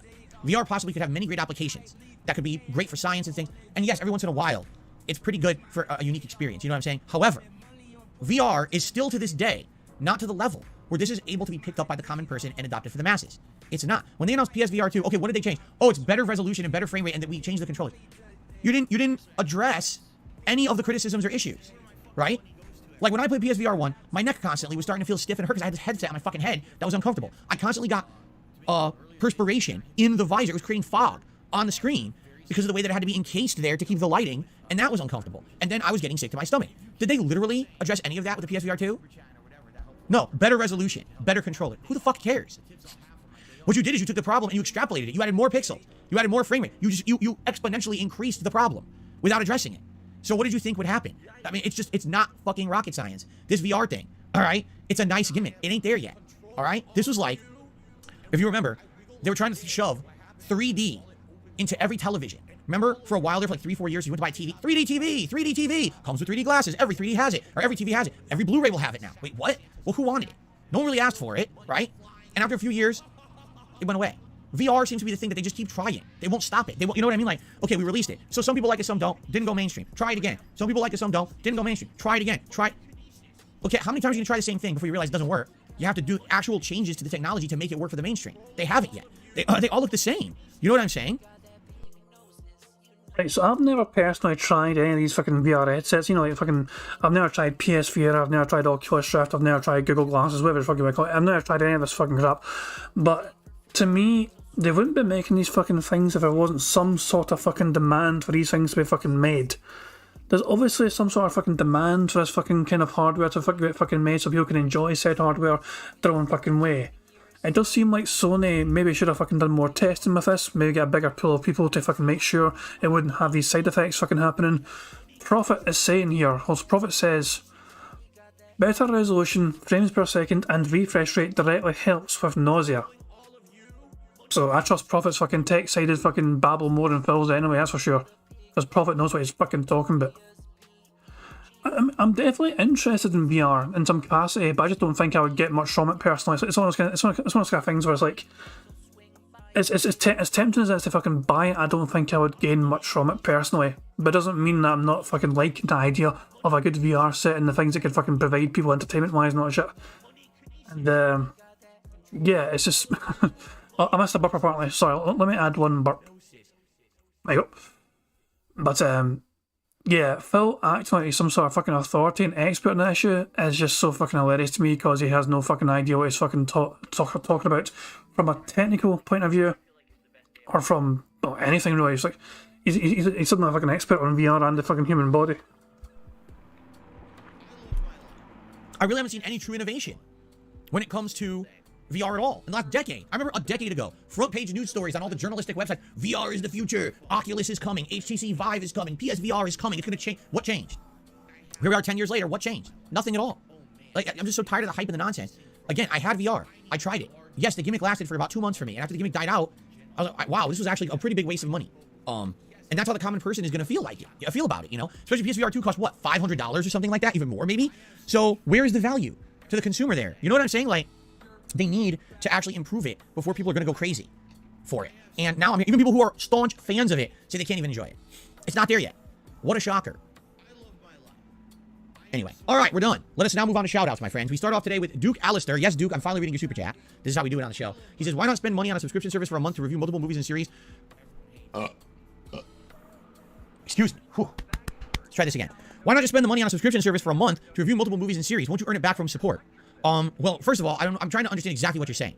Are you saying I should have every subscription service? So you're saying I should have Netflix, HBO Max, Paramount Plus, Showtime, Disney Plus? Is that what you're saying? I'm a little confused. Here's my attitude, okay? Right now, the reason I got HBO Max is because you guys really, really wanted me to watch Last of Us, which I did, and I've reviewed it now, correct? So, great, that's done now. So, I'll probably keep HBO Max for the month. I think there's one more month. I think it just renewed, actually. So, I think I have another month with it. So, I'll probably keep it for one more month, and I'll probably do a lot of stuff on there. For example, I'll probably do a lot of DC stuff. I'll probably watch The Batman. I'll probably watch Zack Snyder's Justice League. Maybe I'll watch Peacemaker. You know, I'll pick and choose. For the next month, every week, we'll pick some HBO Max things. When I'm done with that, I could easily cancel it and get a different service. If there's a new show coming out on Netflix in 2 months that everyone wants to see me watch, why would I keep HBO Max? I could drop it and go over and get that. Okay, here he says, I'm saying just do one at a time and build a backlog of reviews from what's available to post over time. All right, there you go. That's actually what I'm suggesting. Right now, I have HBO Max for the month. I'm kind of locked in. So let's do HBO Max or Amazon Prime, because I have Amazon Prime, so Amazon Video I always have. Those would be the two. And then based on that, you know, once the month is over, let's say, like I said, if there's another new show on Disney Plus, you want me to get Disney Plus? I'll get Disney Plus for a month. If there's a new show on there you want me to watch, you know, I'm okay with that. If that's what you're saying, totally 100% on board for that. I'm cool with that. Because then I'm not going to keep all of them. That's ridiculous. And you know what? That's one of the problems in my previous life. When I used to make a lot of money as a YouTuber, I had so many subscription services. I was paying for this one, for that one, for this one, for that one. Plus I had cable TV. And I barely ever used any of them, right? If I'm going to have a serious review schedule where I do one show a week and one movie a week, and I need to have access to these services, I'm okay with that. I am. I'll alternate. That's totally cool. 100% thumbs up. Makes sense to me. I like how you guys picked up on that as well. Previous life. Phil's previous life and his fucking previous reincarnation when I was a fucking little... What the fuck? What do you mean previous fucking life?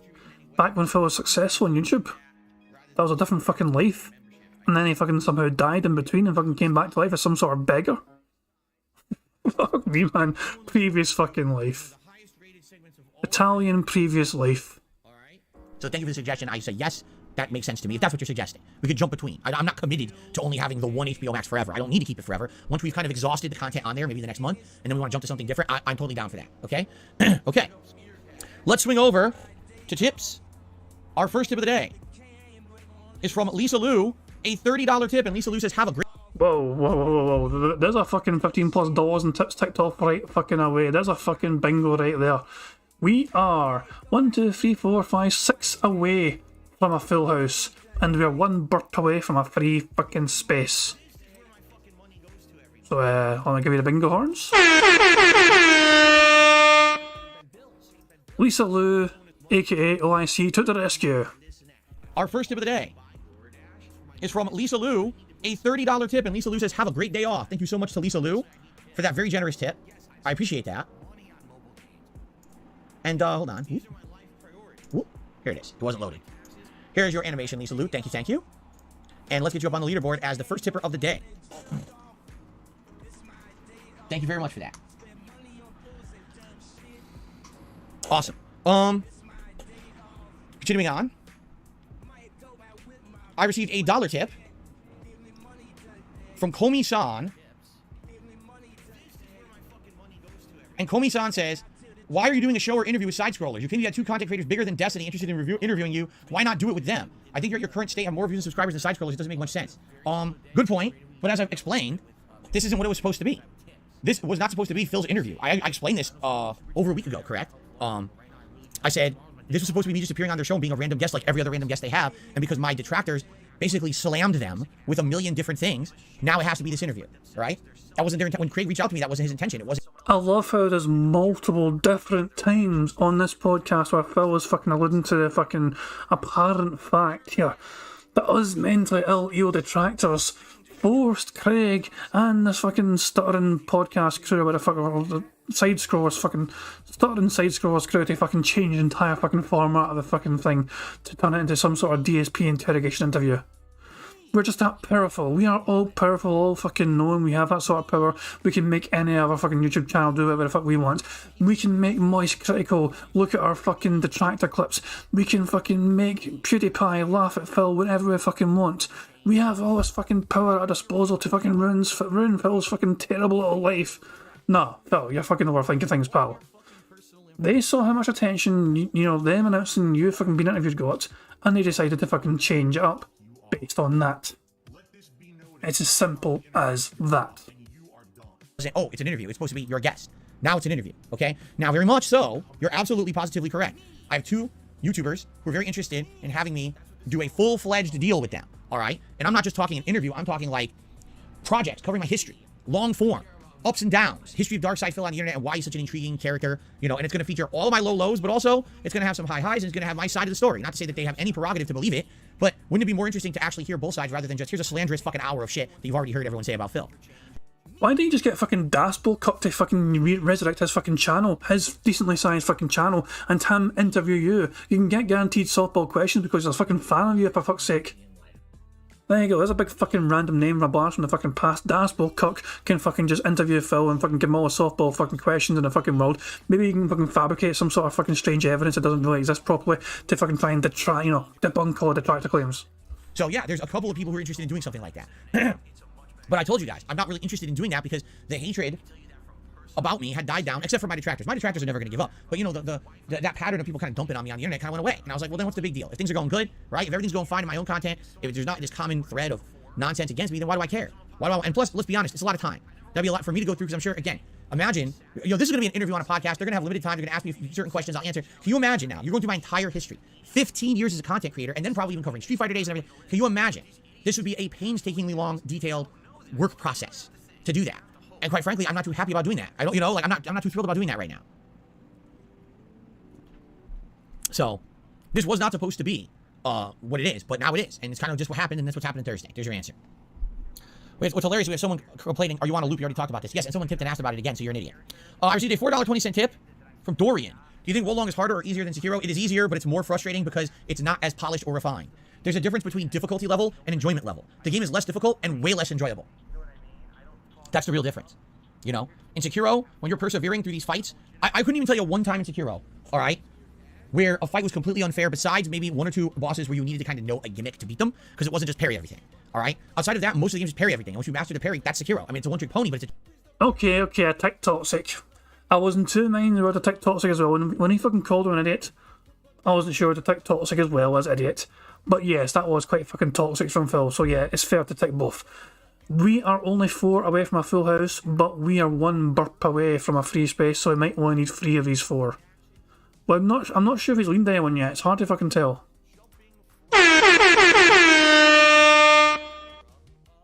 Challenging, fair, well-polished one-trick pony. This is not the case with this game. This game is stupid. It's just, it's dumbed down but wonky as fuck. Why do you die? Because enemies pop in a few feet away from you and get cheap hits. Because they spawn out of nowhere. Because their AI is broken and don't do anything. You know, you have AI, fucking people who walk, spin in circles. It's not a good game. But people want to kiss its butt because, oh, it's the get good game. It's the FromSoft genre game. It's not good. It's not good. In my opinion, it's not good. Alright, seriously, I can't praise a game that I feel is completely unpolished and inferior to all of its contemporaries around it. You know what I'm saying? Okay. You beat the game and no one ever popped in anywhere? What, okay, Dark Oron, what version of the game did you play? I need that answer right now if you could answer that.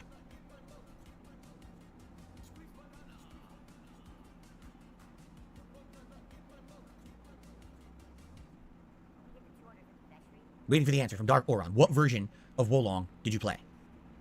PS5. Yo, hit it on the head. Everyone agrees. PS5 works. No other versions don't. Apparently PC is the worst.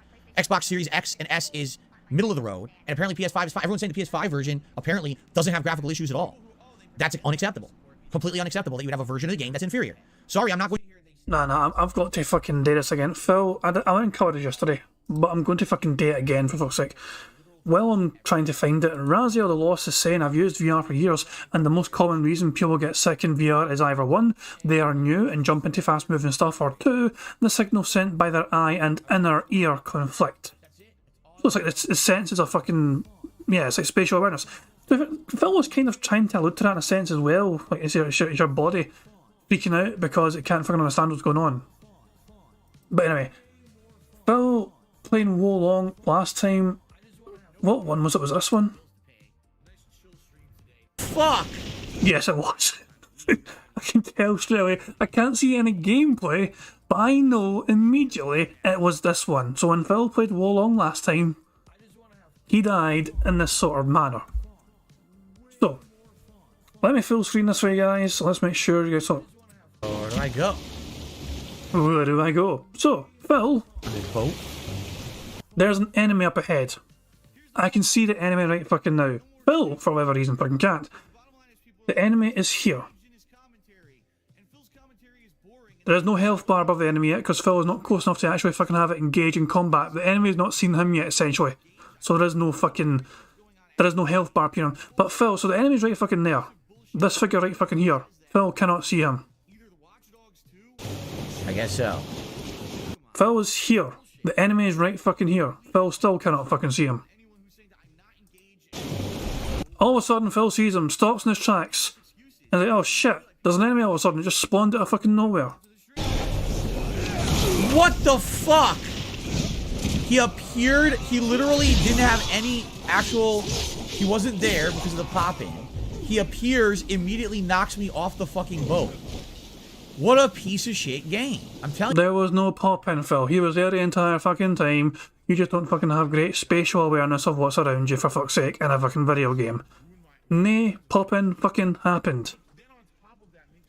I think it's worth seeing that death one more fucking time. In slow motion. You mean, you see the guy, you can see the fucking guy here, for fuck's sake. And just Phil's no fucking paying attention to his fucking surroundings and what's around him. One more fucking time. Just for shits and giggles. 0.5 speed. I guess so.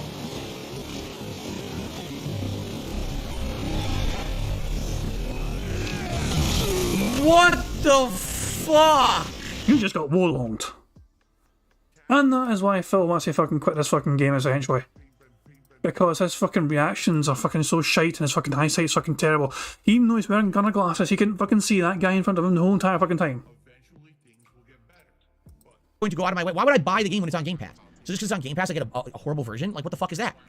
You see, it's bullshit. So no, I will criticize the game. I will trash it when it deserves to be trashed if it runs like shit. This game does run poorly. It has frame rate drops and it has bad pop-in. It's not acceptable. There you go. Maybe if I played PS5, it would be a different experience altogether. Perhaps you're right. I'm not playing PS5. I'm playing a modern console version that should be equivalent, and apparently it's not. I didn't make the game. You got an issue with that? Go complain to Team Ninja. You know, I didn't make it. They did. They fucked it up. Okay. All right, guys. Any last minute questions or concerns or anything before we get started? Anything? Last chance before we end the show and then we jump into Wolong. Excuse me. Like I said, don't worry. On the show on Thursday, on the Side Scrollers podcast, I will not be drinking seltzer water. I will purposefully only be drinking filtered water. So hopefully I will not be belching nonstop. You mean just fucking say, Phil? Now hold the fuck on. Now hold up. Hold up. Why cannot fucking just drink normal water for his normal work? He knows seltzer water makes him fucking burp all the goddamn time, right? He actively chooses to drink it anyway, knowing he's going to give his audience a fucking experience where I hear him belches all the goddamn time.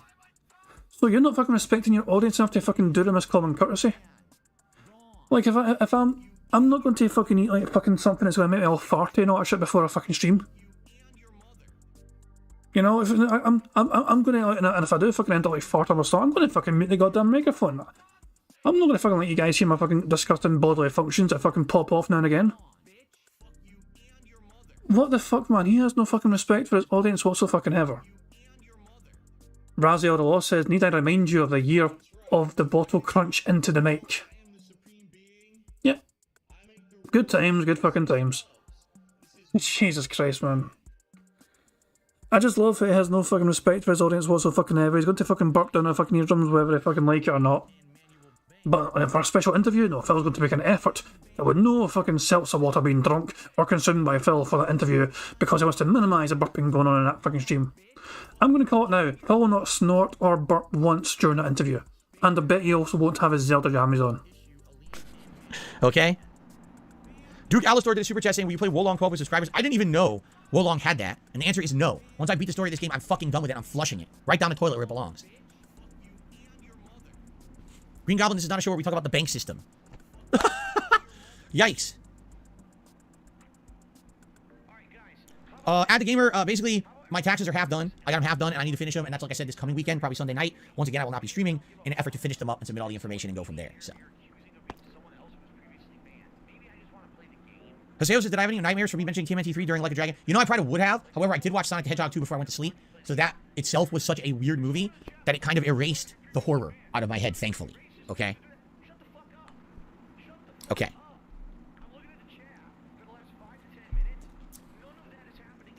Oh, really? Jade is not feeling well today? All right, Jade, if you're out there watching, I hope you feel better. Sorry you're not feeling good. Hopefully I'll see you later if you do feel better. No, I don't have any questions set for the podcast. Ruffian Forever. I have not been I've not given a pre-list of questions for the show at all. I'm not getting paid to be on the show. I have no incentive to be on Side Scroll. Zero. I'm going in blind.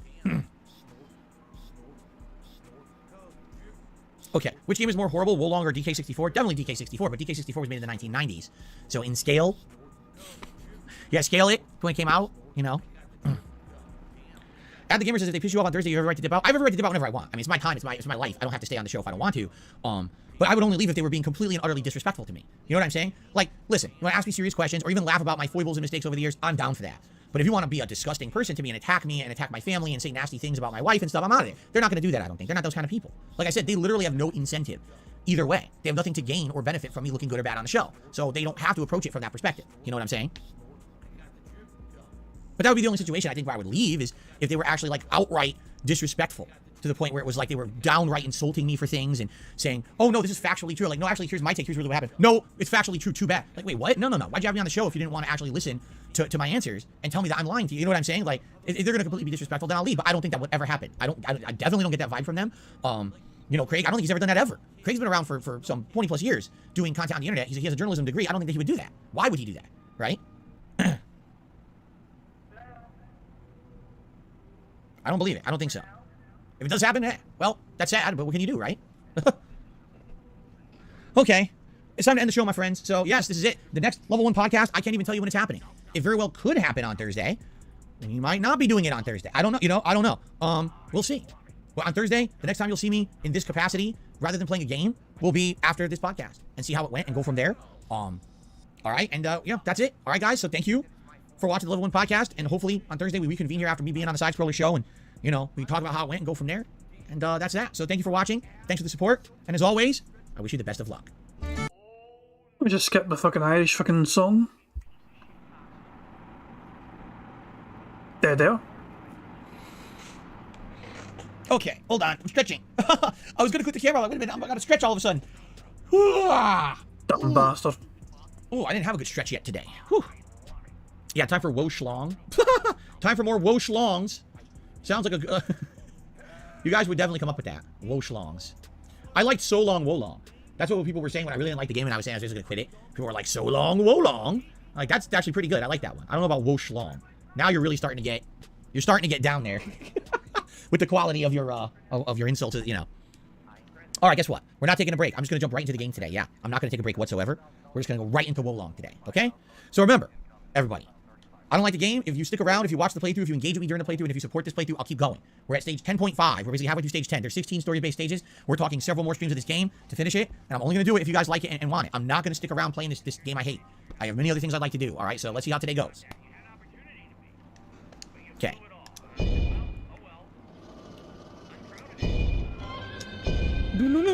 Are the batteries good? I think it was like a half charge. It's fine. This game pauses. You can actually pause the game, so if there is a battery pop-up or whatever, we can actually suspend, pause or suspend it to swap. It's not that big of a deal. It's not like FromSoft where you actually will get screwed. Oh, that's interesting. What was that? You disconnected from the network. It sounds like the online thing is screwed up today in this game. Had the gamers that there's a side quest where you fight 3 bosses at once. I do not recommend it. Yeah, I don't think so either, right? Is the game going to load? Oh, it did load. So I'm playing offline now. I don't know what happened. I guess the servers are screwed up today, right? You guys are still here, right? Everything's still good?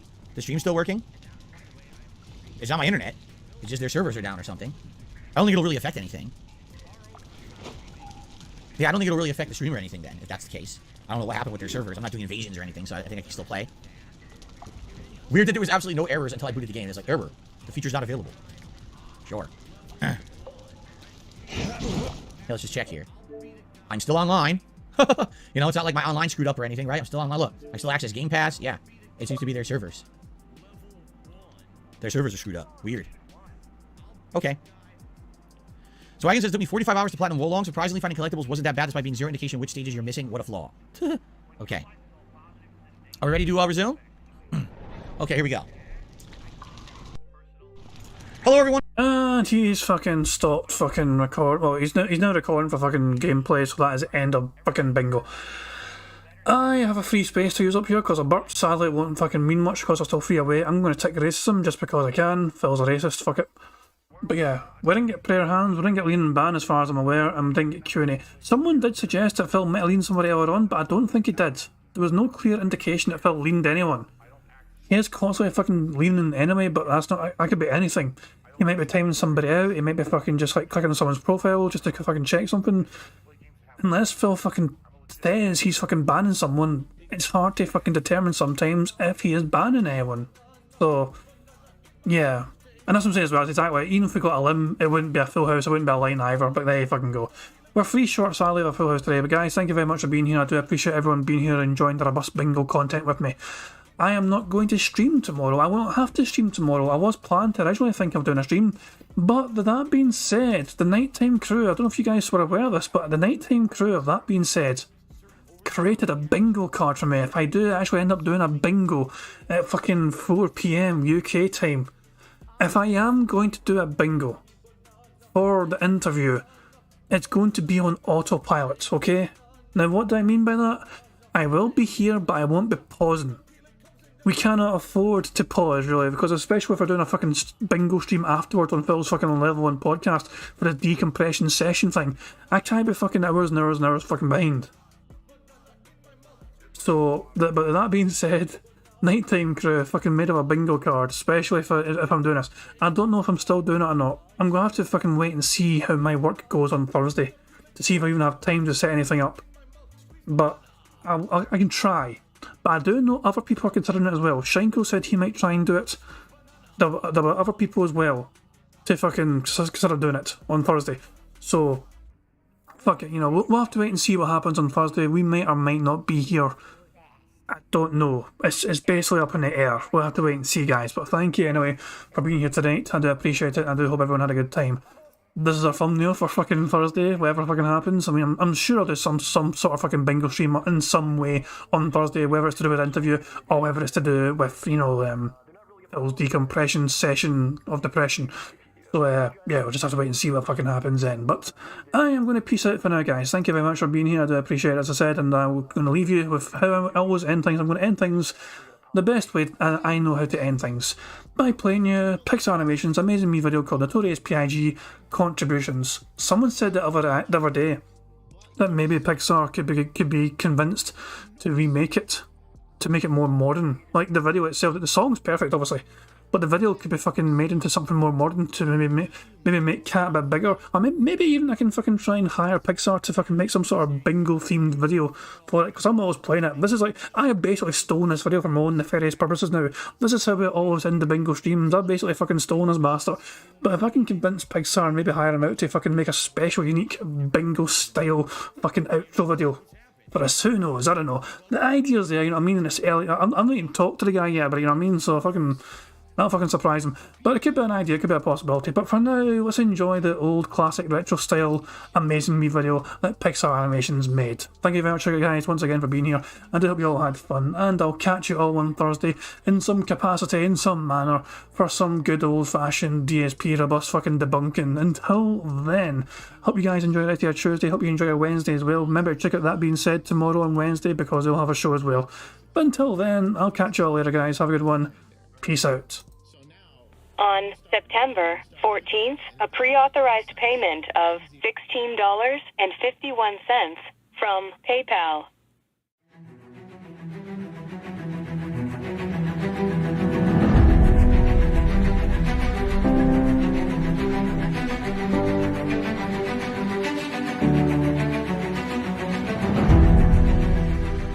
All right, Luna Mills has tipped me $1.30. It says, I'm back. What's your favorite type of shower? When you're showered in money. When you go outside, all of a sudden, greenbacks start falling from the sky. And you raise your face up, you're like, oh, you start dancing, you go, oh, money, money, yeah, yeah. All right, I don't know what the hell you're talking about, but thank you for the first tip of the day.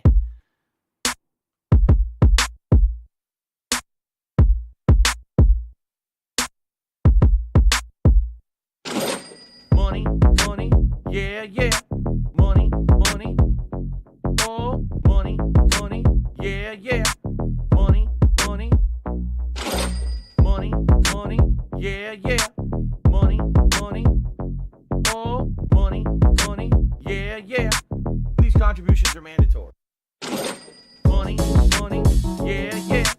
Money, money, oh, money, money, yeah, yeah. Money, money, money,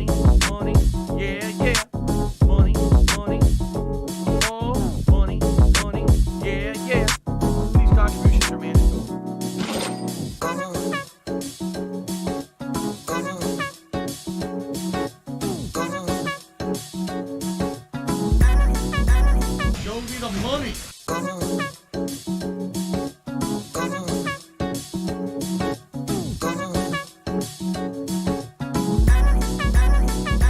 Free. Money, money, yeah, yeah. Money, money. Oh, money, money, yeah, yeah. Money, money. Money, money, yeah, yeah. Money, money. Oh, money, money, yeah, yeah. These contributions are mandatory. And it's gone. Just gone like that. In an instant. Fucking gone.